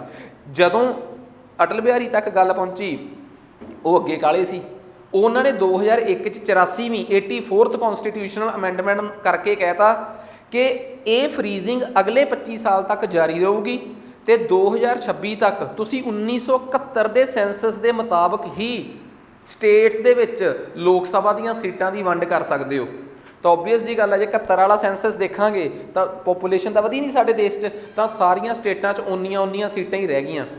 ਹੁਣ ਜਦੋਂ 2026 ਆਊਗਾ ਤੇ 2026 ਤੋਂ ਇੱਕ ਗੱਲ ਤਾਂ ਲਿਖਤੀ ਇਸ ਬਿੱਲ 'ਚ ਕਿ ਜਦੋਂ ਅਗਲਾ ਸੈਂਸਸ ਹੋਊਗਾ, ਹੁਣ ਅਗਲਾ ਸੈਂਸਸ ਜਿਹੜਾ ਏ ਉਹ 2024 ਆ ਚੱਲਿਆ, ਹਜੇ ਤੱਕ ਤਾਂ ਹੋਇਆ ਨਹੀਂ, 2024 ਜਾਂ 2025 'ਚ ਹੋਊਗਾ ਅਗਲਾ ਸੈਂਸਸ। ਠੀਕ ਆ, ਮੰਨ ਲਓ 24 'ਚ ਹੋ ਗਿਆ ਜਾਂ 25 'ਚ ਹੋ ਗਿਆ, 24 'ਚ ਸੈਂਸਸ ਹੋ ਗਿਆ, 24 ਤੋਂ ਬਾਅਦ 25 'ਚ ਡੀਲਿਮਿਟੇਸ਼ਨ ਹੋ ਹੀ ਨਹੀਂ ਸਕਦੀ, ਕਿਉਂਕਿ ਡੀਲਿਮਿਟੇਸ਼ਨ ਸੂਬਿਆਂ ਦੀ ਜਿਹੜੀਆਂ ਸਾਡੀਆਂ ਹਲਕੇ ਨੇ, ਜਿਨ੍ਹਾਂ ਦੇ ਵਿੱਚੋਂ ਇੱਕ ਹਲਕੇ 'ਚੋਂ ਇੱਕ ਬੰਦਾ ਖੜਦਾ ਹੈ, ਇਹਨਾਂ ਹਲਕਿਆਂ ਨੂੰ ਛੇੜ ਹੀ ਨਹੀਂ ਸਕਦੇ। ਕਿਹੜੇ ਸਾਲ ਤੱਕ ਆਪਾਂ? 26 ਤੱਕ। ਕਿਉਂ? ਫਰੀਜ਼ ਹੋਈਆਂ ਸੀਟਾਂ। 2026 ਤੋਂ ਬਾਅਦ ਇਹ ਫਰੀਜ਼ਿੰਗ ਟੁੱਟੂਗੀ ਤੇ ਜਿਹੜਾ 24 ਜਾਂ 25 'ਚ ਸੈਂਸਸ ਹੋਇਆ ਹੋਊਗਾ, ਚਲੋ 21 'ਚ ਵੀ ਹੋ ਜਾਂਦਾ, ਜੇ ਕਰੋਨਾ ਕਰਾਨਾ ਨਾ ਆਉਂਦਾ ਸਰਕਾਰ, ਕੀ ਪਤਾ ਸੈਂਸਸ 21 'ਚ ਕਰਾ ਲੈਂਦੀ, ਚਾਹੇ 22 'ਚ ਕਰਾ ਲੈਂਦੀ, ਚਾਹੇ 23 'ਚ ਕਰਾ ਲੈਂਦੀ, ਚਾਹੇ 24 'ਚ ਕਰਾ ਲੇ, ਚਾਹੇ 25 'ਚ ਕਰਾ ਲੇ। ਜਦੋਂ ਵੀ ਸੈਂਸਸ ਹੋਊਗਾ, ਪਰ ਡੀਲਿਮਿਟੇਸ਼ਨ ਹੱਦਬੰਦੀ ਨਹੀਂ ਹੋਣੀ।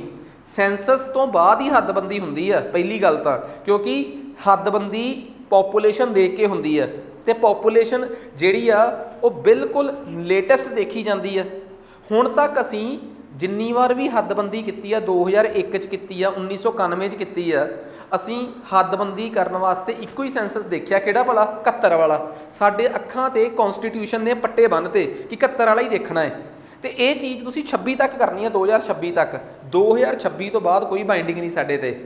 ਅਸੀਂ 2026 ਤੋਂ ਬਾਅਦ ਜਿਹੜਾ 24-25 'ਚ ਸੈਂਸਸ ਹੋਊਗਾ, ਇਹਦੇ ਹਿਸਾਬ ਨਾਲ ਪੋਪੂਲੇਸ਼ਨ ਦੇਖਾਂਗੇ, ਉਹਦੇ ਹਿਸਾਬ ਨਾਲ ਜਿੰਨੀ ਪੋਪੂਲੇਸ਼ਨ ਵਧੀ ਆ ਉਸ ਹਿਸਾਬ ਨਾਲ ਲੋਕ ਸਭਾ ਦੀਆਂ ਸੀਟਾਂ ਦੇਖਾਂਗੇ।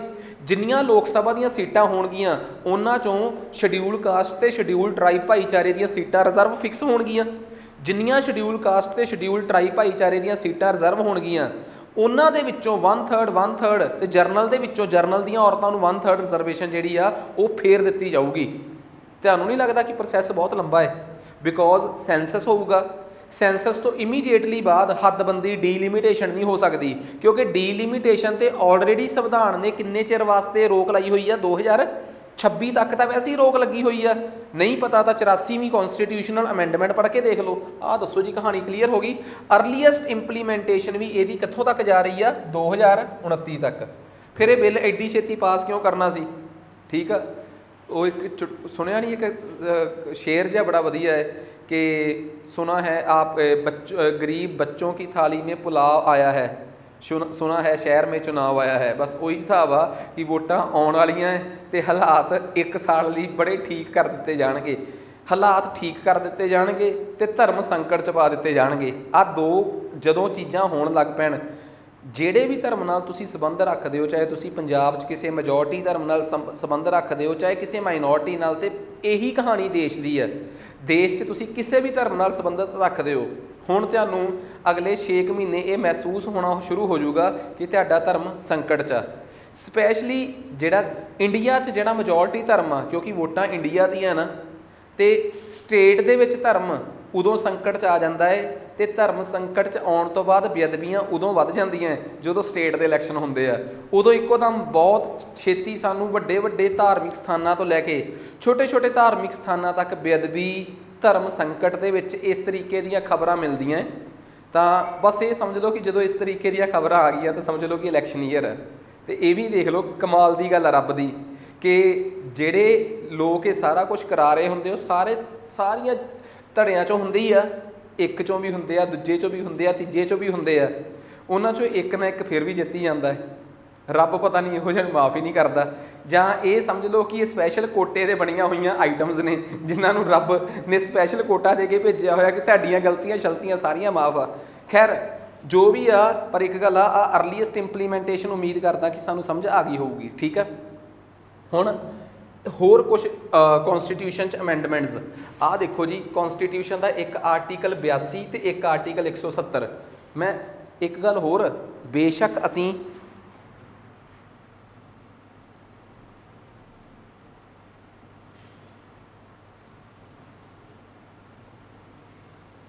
ਦੇਖੋ ਇੱਕ ਡਾਊਟ ਇਹ ਆ ਕਿ ਜਿਹੜੀਆਂ ਰਿਜ਼ਰਵੇਸ਼ਨ ਹੁੰਦੀ ਹੈ ਇਹ ਸਾਡੀ ਹੌਰੀਜ਼ੋਨਟਲ ਆ ਕਿ ਵਰਟੀਕਲ ਆ। ਸਾਡੇ ਬਿਲਸ ਦੇ ਵਿੱਚ ਸਾਫ਼ ਲਿਖਿਆ ਹੈ ਕਿ EWS ਤੇ ਔਰਤਾਂ ਦੀ ਰਿਜ਼ਰਵੇਸ਼ਨ ਹੌਰੀਜ਼ੋਨਟਲ ਆ ਤੇ ਬਾਕੀ ਸਾਰੀਆਂ ਰਿਜ਼ਰਵੇਸ਼ਨ ਵਰਟੀਕਲ ਨੇ। ਇਹਨਾਂ ਦਾ ਟੈਕਨੀਕਲ ਮਤਲਬ ਇਹ ਆ ਕਿ ਜਦੋਂ ਵੀ ਕਦੇ ਕੋਈ ਫਾਰਮ ਨਿਕਲੇ, ਦੇਖੋ ਕਈ ਜਗ੍ਹਾ ਤੇ ਸਰਕਾਰਾਂ ਬਹੁਤ ਚਲਾਕੀ ਕਰਦੀਆਂ। ਕੀ ਚਲਾਕੀ ਹੁੰਦੀ ਆ? ਮੰਨ ਲਓ ਫਾਰਮ ਨਿਕਲਿਆ ਇੱਕ, ਮੈਂ ਤੁਹਾਨੂੰ ਜਸਟ ਆਊਟ ਆਫ ਦੀ ਵੇ ਜਾ ਕੇ ਗੱਲ ਦੱਸ ਰਿਹਾ। ਮਤਲਬ ਇੱਕ ਫਾਰਮ ਨਿਕਲਿਆ ਤੇ ਤੁਹਾਨੂੰ ਪਤਾ ਕਿ ਇਸ ਵਾਰ ਸੀਟਾਂ ਜਾਂ ਤਾਂ 6 ਸੀਟਾਂ ਜਰਨਲ ਦੀਆਂ ਸੀ ਤੇ 2 ਸ਼ਡਿਊਲ ਕਾਸਟ ਭਾਈਚਾਰੇ ਦੀਆਂ। BC ਭਾਈਚਾਰੇ ਦੀ ਵੀ ਕੋਈ ਸੀਟ ਨਹੀਂ ਤੇ ਕਿਸੇ ਹੋਰ ਵੀ EWS ਦੀ ਹੋਵੇ ਜਾਂ ਨਾ ਹੋਵੇ, EWS ਦੀ ਵੀ ਕੋਈ ਸੀਟ ਨਹੀਂ ਹੈਗੀ ਐਂਡ ਫਲਾਣੇ ਦੀ ਵੀ ਕੋਈ ਸੀਟ ਨਹੀਂ ਹੈਗੀ ਤੇ ਰਿਟਾਇਰਡ ਫੌਜੀਆਂ ਦੀ ਵੀ ਕੋਈ ਸੀਟ ਨਹੀਂ ਹੈਗੀ। ਕਲੀਅਰ ਹੈ ਗੱਲ? ਅਜੇ ਤੱਕ ਸਰਕਾਰਾਂ ਨੂੰ ਇਹ ਗੱਲ ਸਮਝ ਨਹੀਂ ਆਈ ਕਿ ਜੇ ਕਿਸੇ ਕੋਟੇ ਦੇ ਵਿੱਚ ਸੀਟ ਨਹੀਂ ਗਈ, ਜਦੋਂ ਤੁਸੀਂ ਫਾਰਮ ਓਪਨ ਕਰਦੇ ਹੋ ਸਿਰਫ ਸੀਟਾਂ ਦੀ ਰਿਜ਼ਰਵੇਸ਼ਨ ਨਹੀਂ ਹੈਗੀ। ਤੁਸੀਂ ਜਦੋਂ ਰਿਜ਼ਰਵੇਸ਼ਨ ਦਾ ਕੰਸੈਪਟ ਬਣਾਇਆ ਸੀ ਤਾਂ ਤੁਸੀਂ ਇਹ ਸੋਚ ਕੇ ਬਣਾਇਆ ਹੈ ਕਿ ਜੇ ਕੁਛ ਭਾਈਚਾਰੇ ਇਹੋ ਜਿਹੇ ਨੇ ਜਿਵੇਂ EWS ਆ, ਅਸੀਂ ਕਿਸੇ ਜੱਟ ਜ਼ਿਮੀਂਦਾਰ ਨੂੰ ਇਹ ਕਿਉਂ ਕਹਿੰਦੇ ਆ ਕਿ ਤੂੰ ਭਾਈ ਭਾਵੇਂ ਜੱਟ ਜ਼ਿਮੀਂਦਾਰ ਹੀ ਆ ਪਰ ਇਕਨੋਮਿਕਲੀ ਤੂੰ ਵੀਕਰ ਆ, ਇਸੇ ਕਰਕੇ ਤੈਨੂੰ ਅਸੀਂ EWS ਕਿਹਾ ਹੈ। ਤੇ ਜੇਕਰ ਅਸੀਂ ਤੈਨੂੰ EWS ਕਹਿ ਰਹੇ ਹਾਂ, ਅਸੀਂ ਇਹ ਮੰਨ ਕੇ ਚੱਲ ਰਹੇ ਹਾਂ ਕਿ 1000 ਰੁਪਇਆ ਫੀਸ ਤੇਰੀ ਪਹੁੰਚ 'ਚ ਨਹੀਂ ਗਈ। ਸਰਕਾਰ ਦੇ ਕਈ ਪੁੱਠੇ ਕੰਮ ਕੀ ਹੁੰਦੇ ਆ, ਫਾਰਮ ਕੱਢਤੇ ਕਹਿੰਦੇ ਜੀ ਜਰਨਲ ਦੀਆਂ ਸੀਟਾਂ ਸੀ ਜਾਂ SC ਦੀਆਂ, ਤੇ ਕਾਲਮ ਵੀ ਕਿਹੜੇ ਬਣਾਏ, ਇੱਕ ਜਰਨਲ ਦਾ ਇੱਕ SC ਦਾ, ਜਦ ਕਿ ਕਾਲਮ ਸਾਰੇ ਹੋਣੇ ਚਾਹੀਦੇ ਆ। ਤੁਸੀਂ ਹਮੇਸ਼ਾ ਆਪਣੀ ਕੈਟੇਗਰੀ 'ਚ ਹੀ ਅਪਲਾਈ ਕਰੋ ਕਿਉਂਕਿ ਸਿਰਫ ਇੱਕੋ ਐਡਵਾਂਟੇਜ ਨਹੀਂ ਹੁੰਦਾ, ਤੁਹਾਨੂੰ ਬਹੁਤ ਐਡਵਾਂਟੇਜ ਹੁੰਦੇ ਆ। ਤੁਹਾਨੂੰ ਫੀਸ ਦੀ ਛੂਟ ਦੇ ਐਡਵਾਂਟੇਜ ਹੁੰਦੇ ਆ, ਤੁਹਾਨੂੰ ਏਜ ਰਿਲੈਕਸੇਸ਼ਨ ਦਾ ਐਡਵਾਂਟੇਜ ਹੁੰਦਾ ਹੈ। ਜੇ ਤੁਸੀਂ ਸਿਰਫ ਤੁਹਾਡੀ ਇੱਕ ਕੈਟੇਗਰੀ ਦੀ ਸੀਟ ਆ, ਹੁਣ ਮੰਨ ਲਓ ਕੋਈ ਬੰਦਾ ਸ਼ਡਿਊਲ ਕਾਸਟ ਭਾਈਚਾਰੇ ਨਾਲ ਸੰਬੰਧਿਤ ਆ ਤੇ ਸ਼ਡਿਊਲ ਕਾਸਟ ਭਾਈਚਾਰੇ ਦੀ ਸੀਟ ਪੇਪਰ 'ਚ ਨਹੀਂ ਆਈ, ਉਹ 'ਚ 2 ਸੀਟਾਂ ਜਰਨਲ ਦੀਆਂ ਸੀ, 1 ਸੀਟ BC ਦੀ ਰਿਜ਼ਰਵ ਆ, ਕਿਸੇ ਕਾਰਨ ਕਰਕੇ ਉਹ ਬੈਕਲੌਗ ਦੀ ਸੀਟ ਆ ਤੇ ਰਿਜ਼ਰਵ ਕਰਤੀ ਤੇ 1 ਸੀਟ ਸੀ ਇਸ ਸਾਲ ਦੀ ਉਹ ਜਰਨਲ ਦੀ ਸੀ, 3 ਸੀਟਾਂ ਲਈ ਪੇਪਰ ਆ ਗਿਆ। ਇੱਕ ਸ਼ਡਿਊਲ ਕਾਸਟ ਭਾਈਚਾਰੇ ਦਾ ਬੰਦਾ ਹੈ 40 ਸਾਲ ਵਾਲਾ, ਉਹ ਕਹਿੰਦਾ ਬੇਸ਼ੱਕ ਮੈਨੂੰ ਜਰਨਲ ਕੈਟੇਗਰੀ 'ਚ ਹੀ ਮੈਂ ਪੇਪਰ ਦਊਂਗਾ ਪਰ ਮੈਨੂੰ ਠੀਕ ਆ ਜਰਨਲ ਕੈਟੇਗਰੀ ਦੀ ਸੀਟ ਨਹੀਂ ਹੈਗੀ, ਮੈਂ ਜਰਨਲ ਕੈਟੇਗਰੀ 'ਚ ਅਪਲਾਈ ਕਰੂੰਗਾ ਪਰ ਮੈਨੂੰ ਸ਼ਡਿਊਲ ਕਾਸਟ ਹੋਣ ਦੇ ਸਾਰੇ ਐਡਵਾਂਟੇਜ ਮਿਲਣੇ ਚਾਹੀਦੇ ਆ ਨਾ। ਠੀਕ ਆ ਤੁਹਾਡੇ ਕੋਲ ਜਰਨਲ ਕੈਟੇਗਰੀ ਦੀ ਸੀਟ ਆ, ਪ੍ਰਬੰਧ ਨਹੀਂ ਹੈਗਾ, but being a scheduled caste member ਮੈਂ ਏਜ ਦਾ ਵੀ ਐਡਵਾਂਟੇਜ ਲੈਣਾ ਹੈ, ਮੈਂ ਘੱਟ ਫੀਸ ਦਾ ਵੀ ਐਡਵਾਂਟੇਜ ਲੈਣਾ ਹੈ। ਤਾਂ ਪਹਿਲੀ ਗੱਲ ਤਾਂ ਸਰਕਾਰਾਂ ਨੂੰ ਕਦੀ ਨਹੀਂ ਐਵੇਂ ਕਰਨਾ ਚਾਹੀਦਾ। ਭਾਵੇਂ ਤੁਹਾਡੀ ਕੈਟੇਗਰੀ 'ਚ ਸੀਟ ਹੈਗੀ ਆ ਚਾਹੇ ਨਹੀਂ, ਤੁਹਾਨੂੰ ਸਾਰੀਆਂ ਕੈਟੇਗਰੀਜ਼ ਓਪਨ ਕਰਨੀਆਂ ਚਾਹੀਦੀਆਂ। ਸੀਟ ਬੇਸ਼ੱਕ ਬਾਅਦ 'ਚ ਜਰਨਲ ਵਾਲੀ ਭਰੀ ਜਾਵੇ, ਬਾਕੀ ਏਜ ਦਾ ਐਡਵਾਂਟੇਜ ਤੇ ਦੂਜਾ ਤੁਹਾਡਾ ਆਪਣਾ ਫੀਸ ਦਾ ਐਡਵਾਂਟੇਜ ਮਿਲਣਾ ਚਾਹੀਦਾ ਹੈ। ਦੂਜੀ ਗੱਲ, ਜੇ ਸਰਕਾਰਾਂ ਐਵੇਂ ਓਪਨ ਕਰ ਦੇਣ ਤਾਂ ਉਸ ਤੋਂ ਬਾਅਦ ਕੀ ਹੋਣਾ ਚਾਹੀਦਾ ਹੈ? ਉਸ ਤੋਂ ਬਾਅਦ ਵੀ ਇੱਕ ਸਭ ਤੋਂ ਖਾਸ ਗੱਲ ਪਤਾ ਕੀ ਹੈ? ਸਭ ਤੋਂ ਖਾਸ ਗੱਲ ਇਹ ਆ, ਤੁਸੀਂ ਹਮੇਸ਼ਾ ਫਾਰਮ ਆਪਣੀ ਕੈਟੇਗਰੀ 'ਚ ਭਰਨਾ ਹੈ। ਤੁਸੀਂ ਕਿਸੇ ਵੀ ਕੈਟੇਗਰੀ ਨਾਲ ਸੰਬੰਧਿਤ ਹੋ, ਭਾਵੇਂ ਤੁਹਾਡੀ ਕੈਟੇਗਰੀ 'ਚ 1 ਸੀਟ ਆ, ਜੇ ਵਰਟੀਕਲ ਰਿਜ਼ਰਵੇਸ਼ਨ ਵੀ ਆ ਤਾਂ ਵੀ ਜੇ ਤੁਹਾਡੇ ਨੰਬਰ ਵੱਧ ਆ ਵੀ ਗਏ ਜਰਨਲ ਕੈਟੇਗਰੀ 'ਚ, ਤੁਸੀਂ ਕਹੋ ਸਰ ਜਰਨਲ 'ਚ 18 ਸੀਟਾਂ ਹੈ ਤਾਂ ਫਲਾਣੀ ਕੈਟੇਗਰੀ 'ਚ ਤਾਂ ਇੱਕੋ ਹੀ ਸੀਟ ਆ, ਜਰਨਲ 'ਚ ਨਾ ਅਪਲਾਈ ਕਰ ਦਈਏ। ਕਿ ਭਰਾਵਾ ਜੇ ਤੇਰੇ ਜਰਨਲ ਜਿੰਨੇ ਨੰਬਰ ਆ ਵੀ ਗਏ, ਤੂੰ ਜਰਨਲ 'ਚ ਸ਼ਿਫਟ ਕਰ ਜਾਏਗਾ ਤੇ ਜਿਹੜਾ ਤੇਰੇ ਤੋਂ ਥੱਲੇ ਵਾਲਾ ਬੰਦਾ ਹੈ ਉਹਨੂੰ ਤੇਰੀ ਜਗ੍ਹਾ ਸੀਟ ਮਿਲ ਜਾਊਗੀ। ਸੋ ਇਸ ਕਰਕੇ ਦੂਜੀ ਗੱਲ, ਜੇ ਕੋਈ ਕਵੇ ਸਰ ਮੈਂ ਤਾਂ ਕੁੜੀਆਂ 'ਚੋਂ ਆ ਜਾਂ ਮੈਂ EWS 'ਚ ਆ, ਸਾਡੇ ਵਾਲੀ ਕੈਟੇਗਰੀ 'ਚ ਕੀ ਕਰਨਾ ਚਾਹੀਦਾ? ਯਾਰ ਤੈਨੂੰ ਵੀ ਕੀ ਕਿਹਾ, ਤੁਹਾਡੇ ਵਾਲੀ ਕੈਟੇਗਰੀ ਦੇ ਵਿੱਚ ਵੀ ਸਿੰਪਲ ਜੀ ਗੱਲ ਆ ਕਿ ਬੇਸ਼ੱਕ ਤੇਰੇ ਨੰਬਰ ਸਭ ਤੋਂ, ਤੁਹਾਡੇ ਕੋਟੇ 'ਚ ਕੈਟੇਗਰੀ 'ਚ ਇੱਕੋ ਹੀ ਸੀਟ ਰਿਜ਼ਰਵ ਆ ਯਾਰ, ਜੇ ਤੇਰੀ ਕੈਟੇਗਰੀ 'ਚ ਸਭ ਤੋਂ ਵੱਧ ਨੰਬਰ ਆ ਵੀ ਗਏ ਤਾਂ ਤੈਨੂੰ ਤਾਂ ਸੀਟ ਤੇਰੀ ਕੈਟੇਗਰੀ 'ਚ ਮਿਲ ਹੀ ਜਾਣੀ ਹੈ। ਮੇਰੀ ਗੱਲ ਸਮਝ ਗਏ ਨਾ? ਹਾਂ, ਜੇ ਤੁਹਾਡੀ ਕੈਟੇਗਰੀ 'ਚ 2 ਬੰਦੇ ਆ ਗਏ, 2 ਬੰਦਿਆਂ ਦੇ ਵੱਧ ਨੰਬਰ ਆ ਗਏ ਤੇ ਦੋਵਾਂ ਦੇ ਨੰਬਰ ਜਰਨਲ ਦੇ ਵਿੱਚ ਆ ਗਏ ਤਾਂ ਦੂਜੇ ਬੰਦੇ ਨੂੰ ਜਰਨਲ ਕੋਟੇ 'ਚ ਸੀਟ ਮਿਲੂਗੀ। ਬਸ ਹੌਰੀਜ਼ੋਨਟਲ ਰਿਜ਼ਰਵੇਸ਼ਨ 'ਚ ਇੱਕੋ ਹੀ ਮਤਲਬ ਹੁੰਦਾ ਹੈ ਕਿ ਪਹਿਲੀ ਸੀਟ ਜਿਹੜੀ ਆ ਉਹ ਕੈਟੇਗਰੀ 'ਚ ਭਰਦੀ ਆ, ਦੂਜੀ ਸੀਟ ਦੇ ਨੰਬਰ ਜੇ ਜਰਨਲ ਤੋਂ ਵੱਧ ਆ ਤੇ ਉਹ ਜਰਨਲ 'ਚ ਜਾਊਗਾ ਹੀ ਜਾਊਗਾ। ਇਹ ਨਹੀਂ ਹੋਊਗਾ ਕਿ ਉਹਨਾਂ ਨੂੰ ਸੀਟ ਖਰਾਬ ਹੋ ਜੂਗੀ, ਉਹਨਾਂ ਨੂੰ ਕਿ ਉਹਨੂੰ EWS ਦੇ ਵਿੱਚ ਭਰਨ ਦਾ ਸਜ਼ਾ ਮਿਲੂਗੀ, ਕਦੇ ਸਜ਼ਾ ਨਹੀਂ ਮਿਲਦੀ। Reservation does note means punishment. Reservation ਕੋਈ ਸਜ਼ਾ ਥੋੜਾ ਹੈ ਕਿ ਜੇ ਤੁਸੀਂ ਆਪਣੀ ਕੈਟੇਗਰੀ 'ਚ ਭਰਤਾ ਤੇ ਜੇ ਉਸ ਕੈਟੇਗਰੀ 'ਚ ਸੀਟ ਹੀ ਨਾ ਹੋਈ ਤਾਂ ਤੁਹਾਨੂੰ ਕੱਢ ਦਿੱਤਾ ਜਾਊਗਾ, ਨਹੀਂ, ਤੁਹਾਨੂੰ ਜਰਨਲ ਮੰਨ ਲਿਆ ਜਾਊਗਾ। ਇਹ ਗੱਲ ਪੱਲੇ ਬੰਨ੍ਹ ਲਓ, ਕਿਉਂਕਿ ਜਿਹੜੀ ਚੀਜ਼ ਆਪਾਂ ਪੜ੍ਹ ਰਹੇ ਹਾਂ ਨਾ, ਇਹਨੂੰ ਕੀ ਕਹਿੰਦੇ ਆ? R for reservation, it is not Q for quota. ਜੇ ਕਿਤੇ ਕੋਟਾ ਸ਼ਬਦ ਹੋਵੇ ਨਾ ਫਿਰ ਇੱਕ ਗੱਲ ਹੁੰਦੀ ਆ ਕਿ ਤੁਹਾਡਾ 3 ਸੀਟਾਂ ਦਾ ਕੋਟਾ ਹੈ ਤੇ ਤੁਸੀਂ ਆਪਣੇ ਕੋਟੇ 'ਚ ਅਪਲਾਈ ਕੀਤਾ, ਜੇ ਤੁਸੀਂ ਆਪਣੀ ਕੋਟੇ 'ਚ ਅਪਲਾਈ ਕੀਤਾ ਤੇ ਜੇ ਤੁਹਾਡਾ ਚੌਥਾ ਰੈਂਕ ਆਇਆ ਤੁਹਾਨੂੰ ਨਹੀਂ ਸੀਟ ਮਿਲਣੀ, ਕਿਉਂਕਿ ਇਹ ਕੋਟਾ ਹੈ। ਤੁਸੀਂ ਮੈਨੂੰ ਇੱਕ ਗੱਲ ਦੱਸ ਦਿਓ, ਕਿਤੇ ਵੀ ਪੜ੍ਹਿਆ ਦੱਸ ਦਿਓ ਮੈਨੂੰ, ਕਿਤੇ ਵੀ ਪੜ੍ਹਿਆ ਕਿ ਕੋਟਾ ਹੁੰਦਾ ਹੈ? ਇਹ ਤਾਂ ਤੁਸੀਂ ਕਹਿ ਕੂ ਦਿੰਦੇ ਹੋਵੋਗੇ, ਮੈਨੂੰ ਕੀ ਪਤਾ, ਮੈਂ ਤਾਂ ਨਹੀਂ ਕਦੀ ਸੁਣਿਆ ਕੋਟਾ। ਮੈਂ ਤਾਂ ਇੰਗਲਿਸ਼ 'ਚ ਸ਼ਬਦ ਸੁਣਿਆ ਰਿਜ਼ਰਵੇਸ਼ਨ ਤੇ ਪੰਜਾਬੀ 'ਚ ਸ਼ਬਦ ਸੁਣਿਆ ਰਾਖਵਾਂਕਰਨ। ਸੋ ਕਦੇ ਵੀ ਮੈਨੂੰ ਕਿਸੇ ਮੇਨਸ ਦੀ ਆਨਸਰ ਰਾਈਟਿੰਗ 'ਚ ਤੁਹਾਡੇ 'ਚੋਂ ਪੰਜਾਬੀ ਮੀਡੀਅਮ ਵਾਲਿਆਂ 'ਚ ਜੇ ਕੋਟਾ ਲਿਖਿਆ ਮਿਲ ਗਿਆ ਤਾਂ ਸਮਝ ਲਓ ਕਿ ਹੁਣ ਕੋਟਾ ਹੋ ਜਾਊਗਾ ਫਿਰ, ਠੀਕ ਆ। ਸੋ ਇਹ ਨੁਕਸਾਨ ਆ। ਖੈਰ ਆ ਜਾਓ ਆਪਾਂ ਆਪਣੇ ਮਸਲੇ ਨੂੰ ਅੱਗੇ ਹਿਲਾਉਂਦੇ ਆ। 82 ਤੇ 170 ਇਹ 2 ਆਰਟੀਕਲਸ ਦਾ ਸੰਬੰਧ ਕਿਹਦੇ ਨਾਲ ਆ? ਭਾਰਤ ਦੇ ਵਿੱਚ ਹੱਦਬੰਦੀ ਨਾਲ ਆ, ਡੀਲਿਮੀਟੇਸ਼ਨ ਨਾਲ ਆ। What is meaning of delimitation? Delimitation ਦਾ ਮਤਲਬ ਹੁੰਦਾ ਹੱਦਬੰਦੀ। ਕਹਿੰਦੇ ਭਾਰਤ ਦੇ ਅਨੁਛੇਦ 82 'ਚ ਲਿਖਿਆ ਹੋਇਆ ਹੈ ਕਿ ਦੇਸ਼ ਦਾ ਰਾਸ਼ਟਰਪਤੀ ਸੈਂਸਸ ਤੋਂ ਬਾਅਦ ਜੇਕਰ ਉਹਨੂੰ ਜ਼ਰੂਰਤ ਲੱਗੇ ਕਿ ਲੋਕ ਸਭਾ ਦੀਆਂ ਸੀਟਾਂ ਦੀ ਹੱਦਬੰਦੀ ਦੀ ਲੋੜ ਆ ਤੇ ਉਹ ਡੀਲਿਮੀਟੇਸ਼ਨ ਕਮਿਸ਼ਨ ਦਾ ਨਿਰਮਾਣ ਕਰੂਗਾ।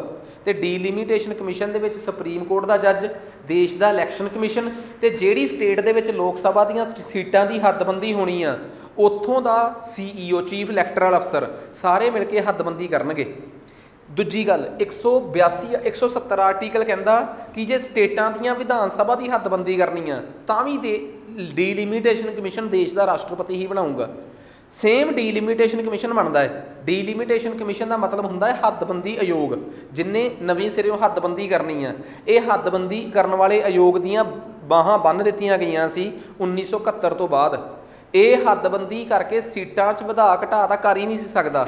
ਹਾਂ, ਇੱਕ ਰੂਲ ਇਹ ਕਲੌਜ਼ ਜ਼ਰੂਰ ਦੇਤਾ ਸੀਗਾ ਕਿ ਜੇ ਪੰਜਾਬ 'ਚ 13 ਲੋਕ ਸਭਾ ਦੀਆਂ ਸੀਟਾਂ ਨੇ 2026 ਤੱਕ ਫਰੀਜ਼ ਨੇ, 13 ਦੀਆਂ 13 ਹੀ ਰਹਿਣਗੀਆਂ, ਕੋਈ 14 ਨਹੀਂ ਕਰ ਸਕਦਾ। ਪਰ 13 'ਚੋਂ ਜੇ 4 ਪਿੰਡ ਇੱਧਰੋਂ ਕੱਢ ਕੇ ਉੱਧਰ ਪਾਉਣੇ ਆ ਫਿਰ ਤੁਸੀਂ ਕਰ ਸਕਦੇ ਹੋ, ਐਡਜਸਟਮੈਂਟ ਕਰ ਸਕਦੇ ਹੋ। ਪਰ ਸੀਟਾਂ ਫਰੀਜ਼ ਕਰਤੀਆਂ 2026 ਤੱਕ। ਪਹਿਲਾਂ 76 ਤੋਂ ਲੈ ਕੇ ਕਦੋਂ ਤੱਕ? 2001 ਤੱਕ, ਤੇ ਫਿਰ 2001 ਤੋਂ ਲੈ ਕੇ 2026 ਤੱਕ। ਸੀਟਾਂ ਦੀ ਗਿਣਤੀ ਨਹੀਂ ਵੱਧ ਸਕਦੀ, ਸੀਟਾਂ 'ਚ ਐਡਜਸਟਮੈਂਟ ਕੀਤੀ ਜਾ ਸਕਦੀ ਆ। ਸੋ ਇਹ ਦੋਵੇਂ ਆਰਟੀਕਲਸ, ਤੁਸੀਂ ਕਹੋਗੇ ਸਰ ਫਿਰ 2 ਆਰਟੀਕਲ ਕਿਉਂ ਆ? ਗੱਲ ਕੋਈ ਨਹੀਂ, ਸੇਮ ਡੀਲਿਮੀਟੇਸ਼ਨ ਕਮਿਸ਼ਨ ਬਣਦਾ ਹੈ, ਸਭ ਕੁਝ ਸੇਮ ਆ। ਇਹ ਲੋਕ ਸਭਾ ਦੀ ਗੱਲ ਕਰਦਾ ਹੈ ਤੇ ਇਹ ਕਿਹਦੀ ਗੱਲ ਕਰਦਾ ਹੈ? ਸਟੇਟਸ ਦੀਆਂ ਵਿਧਾਨ ਸਭਾਵਾਂ ਦੀ। ਨਹੀਂ ਸਮਝ ਆਈ ਯਾਰ, ਆਹ ਦੇਖ ਲਓ, ਆਹ ਗੱਲ ਕਲੀਅਰ ਹੈ। ਹੁਣ ਕੀ ਭਾਰਤ ਦੇ ਵਿੱਚ ਇਹ ਰਿਜ਼ਰਵੇਸ਼ਨ ਦਾ ਕੰਸੈਪਟ ਕੋਈ ਨਵਾਂ ਕੰਸੈਪਟ ਆ? ਬਿਲਕੁਲ ਗਲਤ। ਭਾਰਤ 'ਚ ਰਿਜ਼ਰਵੇਸ਼ਨ ਦਾ ਕੰਸੈਪਟ ਕੋਈ ਨਵਾਂ ਕੰਸੈਪਟ ਨਹੀਂਗਾ। ਭਾਰਤ ਦੇ ਵਿੱਚ ਰਿਜ਼ਰਵੇਸ਼ਨ ਦਾ ਕੰਸੈਪਟ, ਔਰਤਾਂ ਦੀ ਰਿਜ਼ਰਵੇਸ਼ਨ ਦਾ ਕੰਸੈਪਟ ਜਿਹੜਾ ਹੈ, ਦੇਖੋ ਸ਼ਡਿਊਲ ਕਾਸਟ ਤੇ ਸ਼ਡਿਊਲ ਟਾਈਪ ਭਾਈਚਾਰੇ ਦੀ ਰਿਜ਼ਰਵੇਸ਼ਨ ਦਾ ਕੰਸੈਪਟ ਤਾਂ 1950 ਤੋਂ ਚੱਲਦਾ ਆ ਰਿਹਾ ਹੈ।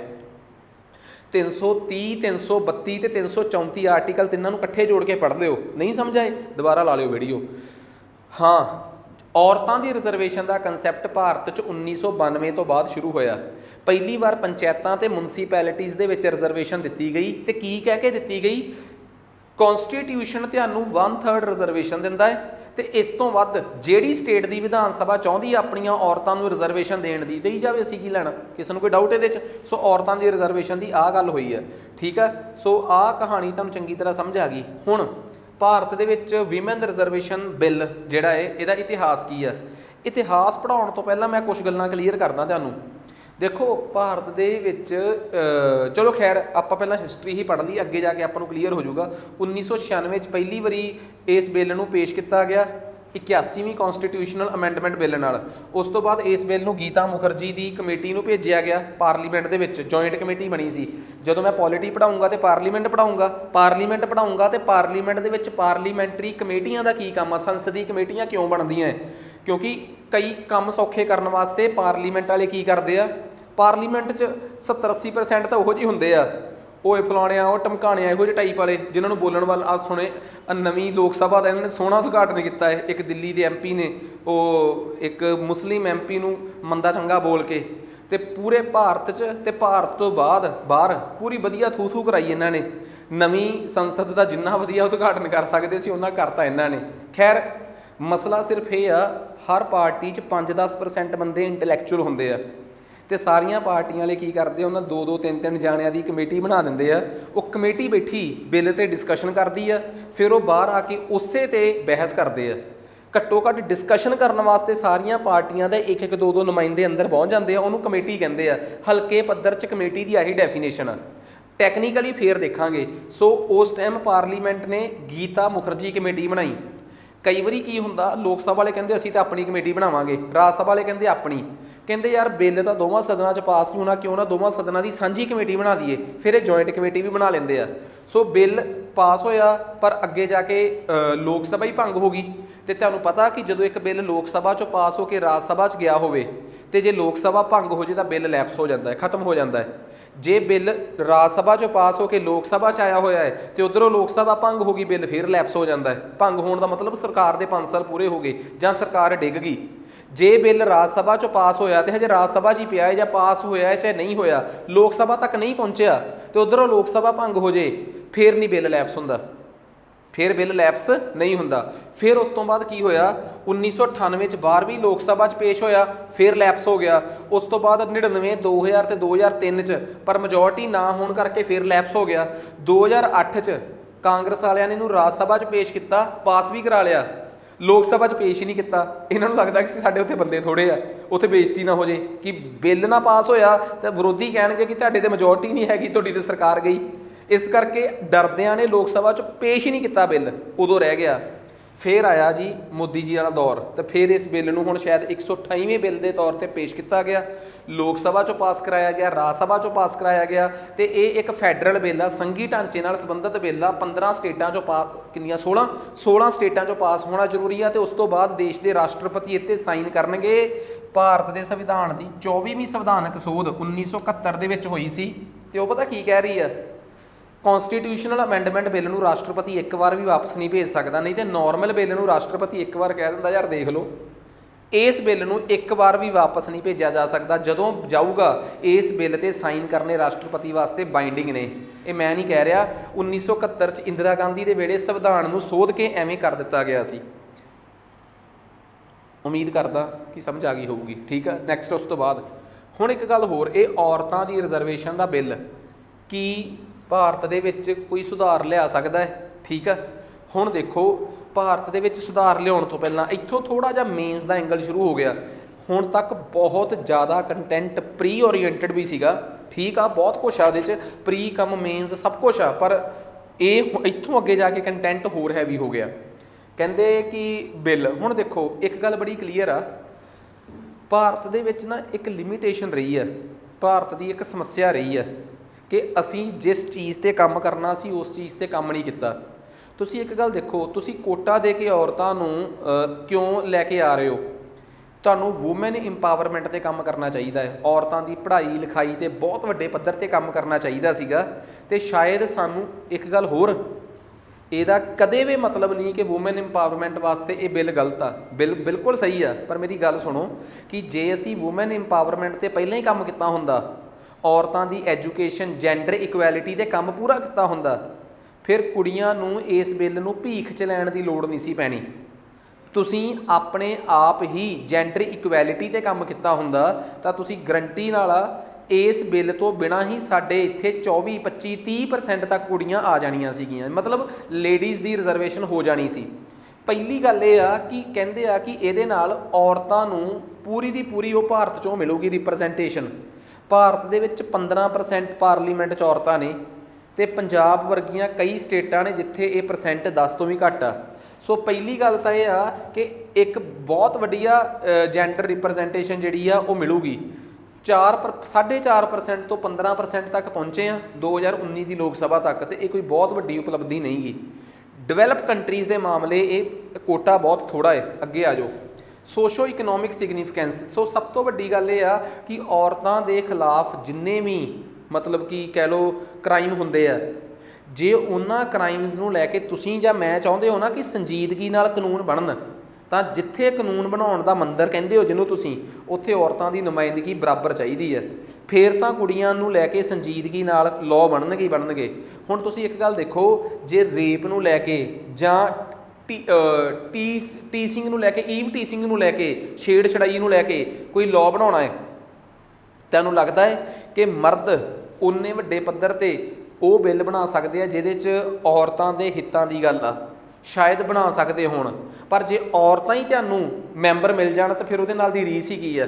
ਸੋ ਆਹ ਦੂਸਰਾ ਮੇਰਾ ਪੁਆਇੰਟ ਆ। ਤੀਸਰਾ ਪੁਆਇੰਟ, ਸਭ ਤੋਂ ਵੱਡੀ ਗੱਲ ਇਹ ਆ ਕਿ ਜੈਂਡਰ ਗੈਪ 'ਚ ਜਿੱਥੇ ਇੰਡੀਆ ਬਹੁਤ ਪਿਛੜਿਆ ਹੋਇਆ ਹੈ, ਉੱਥੇ ਸਾਨੂੰ ਕੁਝ ਸੁਧਾਰ ਦੀ ਲੋੜ ਹੋਊਗੀ ਜਾਂ ਉੱਥੇ ਸਾਰਾ ਕੁਝ ਮਿਲੂਗਾ। ਟੈਕਨੀਕਲੀ ਇਸ ਬਿੱਲ 'ਚ ਸਾਨੂੰ ਜੈਂਡਰ ਇਕੁਐਲਿਟੀ ਜਿਹੜੀ ਆ ਉਹਦੇ ਨਾਲ, ਅਤੇ ਵੂਮੈਨ ਰਿਲੇਟਡ ਲਾਅ ਬਣਾਉਣ ਦੇ ਵਿੱਚ, ਜਿਹਦੇ ਕਰਕੇ ਸਾਡਾ ਦੇਸ਼ ਕਾਫੀ ਪਿਛੜ ਜਾਂਦਾ ਹੈ, ਇਹਨਾਂ ਚੀਜ਼ਾਂ 'ਚ ਸਾਨੂੰ ਬਹੁਤ ਹੈਲਪ ਮਿਲੂਗੀ। ਪਰ ਇਹਦੇ 'ਚ ਆਪਣੇ ਕੁਝ ਕੰਸਰਨਸ ਵੀ ਨੇ। ਕੰਸਰਨਸ ਧਿਆਨ ਨਾਲ ਸੁਣਿਓ ਕਿ ਇਹਦੇ 'ਚ ਕੰਸਰਨ ਕਿਹੜੇ ਕਿਹੜੇ ਆ। ਸਭ ਤੋਂ ਪਹਿਲੀ ਗੱਲ ਜਿਹੜਾ ਇਹਦੇ 'ਚ ਹੈਗਾ ਹੈ ਉਹ ਇਹ ਆ ਕਿ ਔਰਤਾਂ ਦੀ ਜਿਹੜੀ ਉਹ ਆ ਕਾਸਟ ਨੂੰ ਲੈ ਕੇ। ਹੁਣ ਦੇਖੋ, ਕਹਿੰਦੇ ਰਿਜ਼ਰਵੇਸ਼ਨ ਜਿਹੜੀ ਆ, ਔਰਤਾਂ ਨੂੰ ਜਿਹੜੀ ਰਿਜ਼ਰਵੇਸ਼ਨ ਮਿਲੀ ਆ, ਉਹ 'ਚ ਇੱਕ ਸਭ ਤੋਂ ਵੱਡਾ ਇਸ਼ੂ ਜਿਹੜਾ ਕਾਂਗਰਸ ਨੇ ਚੱਕਿਆ ਹੈ, ਉਹ ਕਹਿੰਦੇ ਕਿ ਭਾਰਤ 'ਚ ਬੈਕਵਰਡ ਕਲਾਸ ਰਿਜ਼ਰਵੇਸ਼ਨ ਹੀ ਹੈਗੀ।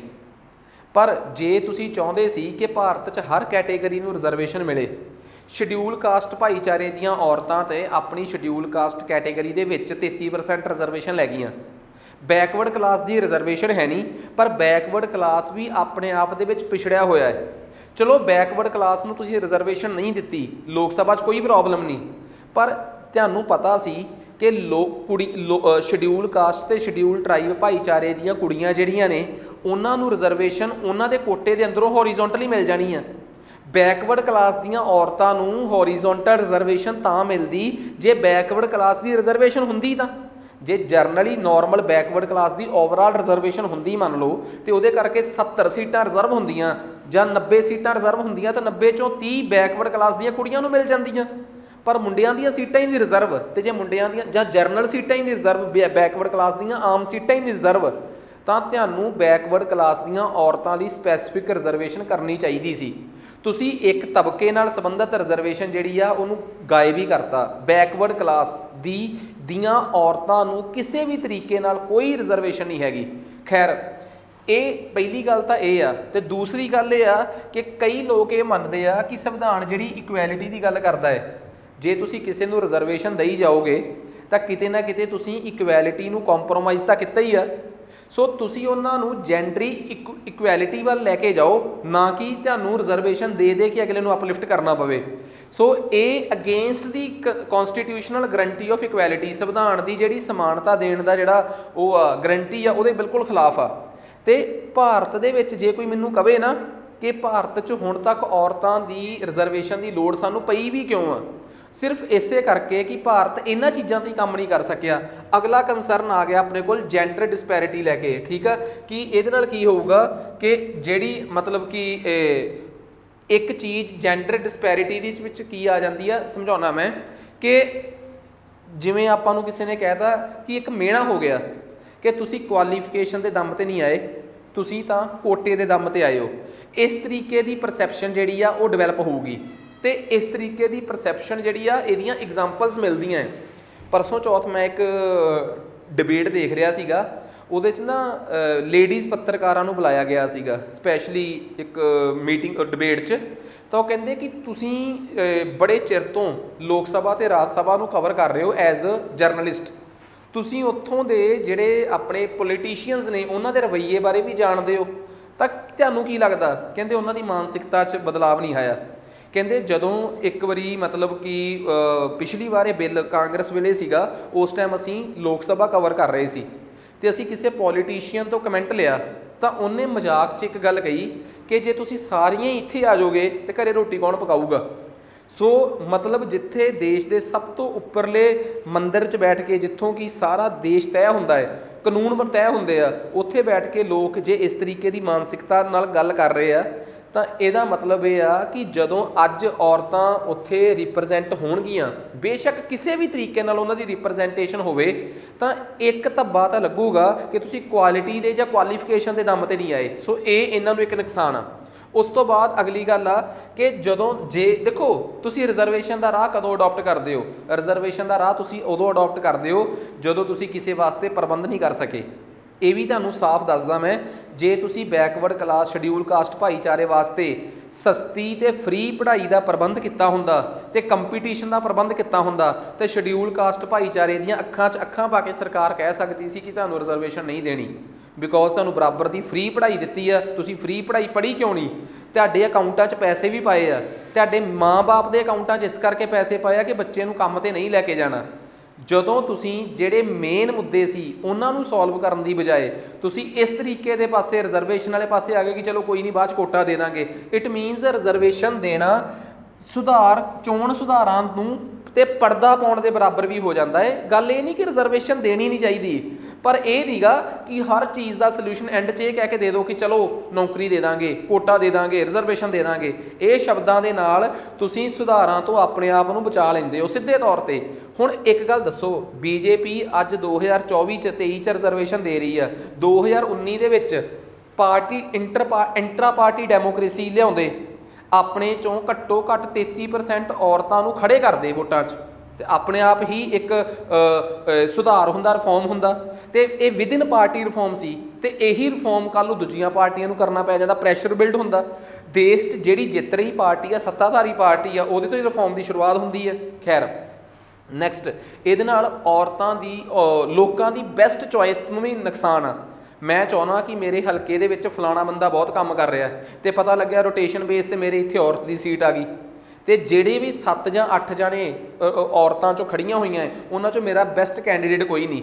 ਮੇਰਾ ਬੈਸਟ ਕੈਂਡੀਡੇਟ ਉਹੀ ਸੀ ਜਿਹੜਾ ਪਿਛਲੇ 5 ਸਾਲਾਂ ਤੋਂ ਸਾਡੇ ਹਲਕੇ 'ਚ ਲਗਾਤਾਰ ਕੰਮ ਕਰ ਰਿਹਾ ਹੈ।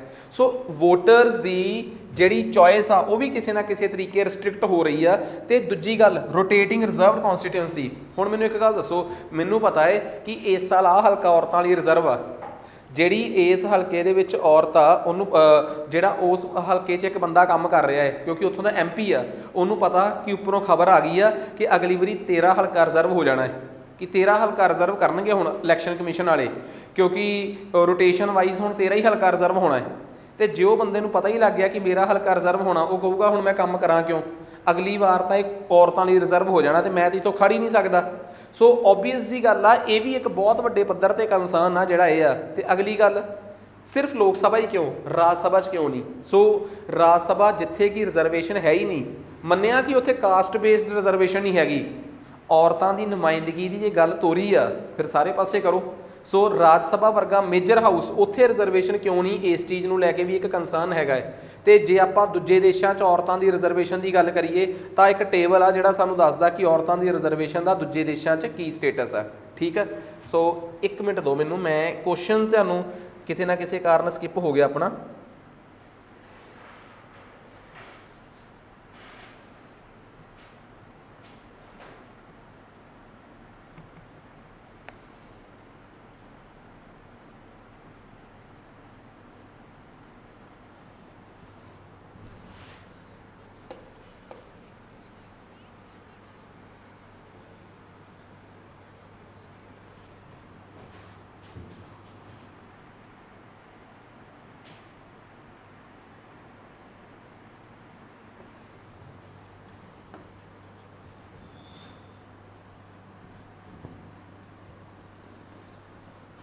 ਆ ਤੁਹਾਨੂੰ ਮਿਲ ਜੂਗਾ। ਕੁਐਸਚਨ ਇਹ ਆ ਕਿ examine the reason for under representation of women in Indian political system.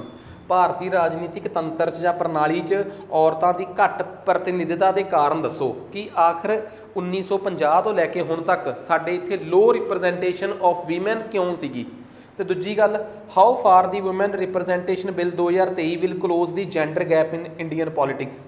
ਭਾਰਤੀ ਰਾਜਨੀਤੀ ਦੇ ਵਿੱਚ ਜਿਹੜਾ ਇਹ ਔਰਤ ਰਾਖਵਾਂਕਰਨ ਬਿੱਲ 2023 ਆ, ਇਹ ਕਿਸ ਤਰੀਕੇ ਨਾਲ ਜਿਹੜਾ ਲਿੰਗੀ ਪਾੜਾ ਹੈ ਜਿਹਨੂੰ ਅਸੀਂ ਜੈਂਡਰ ਗੈਪ ਕਹਿ ਦਿੰਦੇ ਆ, ਉਸ ਪਾੜੇ ਨੂੰ ਖਤਮ ਕਰਨ ਦੀ ਕੋਸ਼ਿਸ਼ ਕਰੂਗਾ, ਉਸ ਜੈਂਡਰ ਗੈਪ ਨੂੰ ਘਟਾਉਣ ਦੀ ਕੋਸ਼ਿਸ਼ ਕਰੂਗਾ। ਉਮੀਦ ਕਰਦਾ ਕਿ ਇਹ ਲੈਕਚਰ ਤੁਹਾਨੂੰ ਸਮਝ ਆ ਗਿਆ ਹੋਊਗਾ। ਸੋ ਇਹਦਾ ਆਨਸਰ ਜ਼ਰੂਰ ਲੈ ਕੇ ਆਉਣਾ ਤੁਸੀਂ। ਅੱਜ ਵਾਸਤੇ ਇੰਨਾ ਹੀ ਬਹੁਤ ਆ, ਮਿਲਦੇ ਹਾਂ ਜੀ।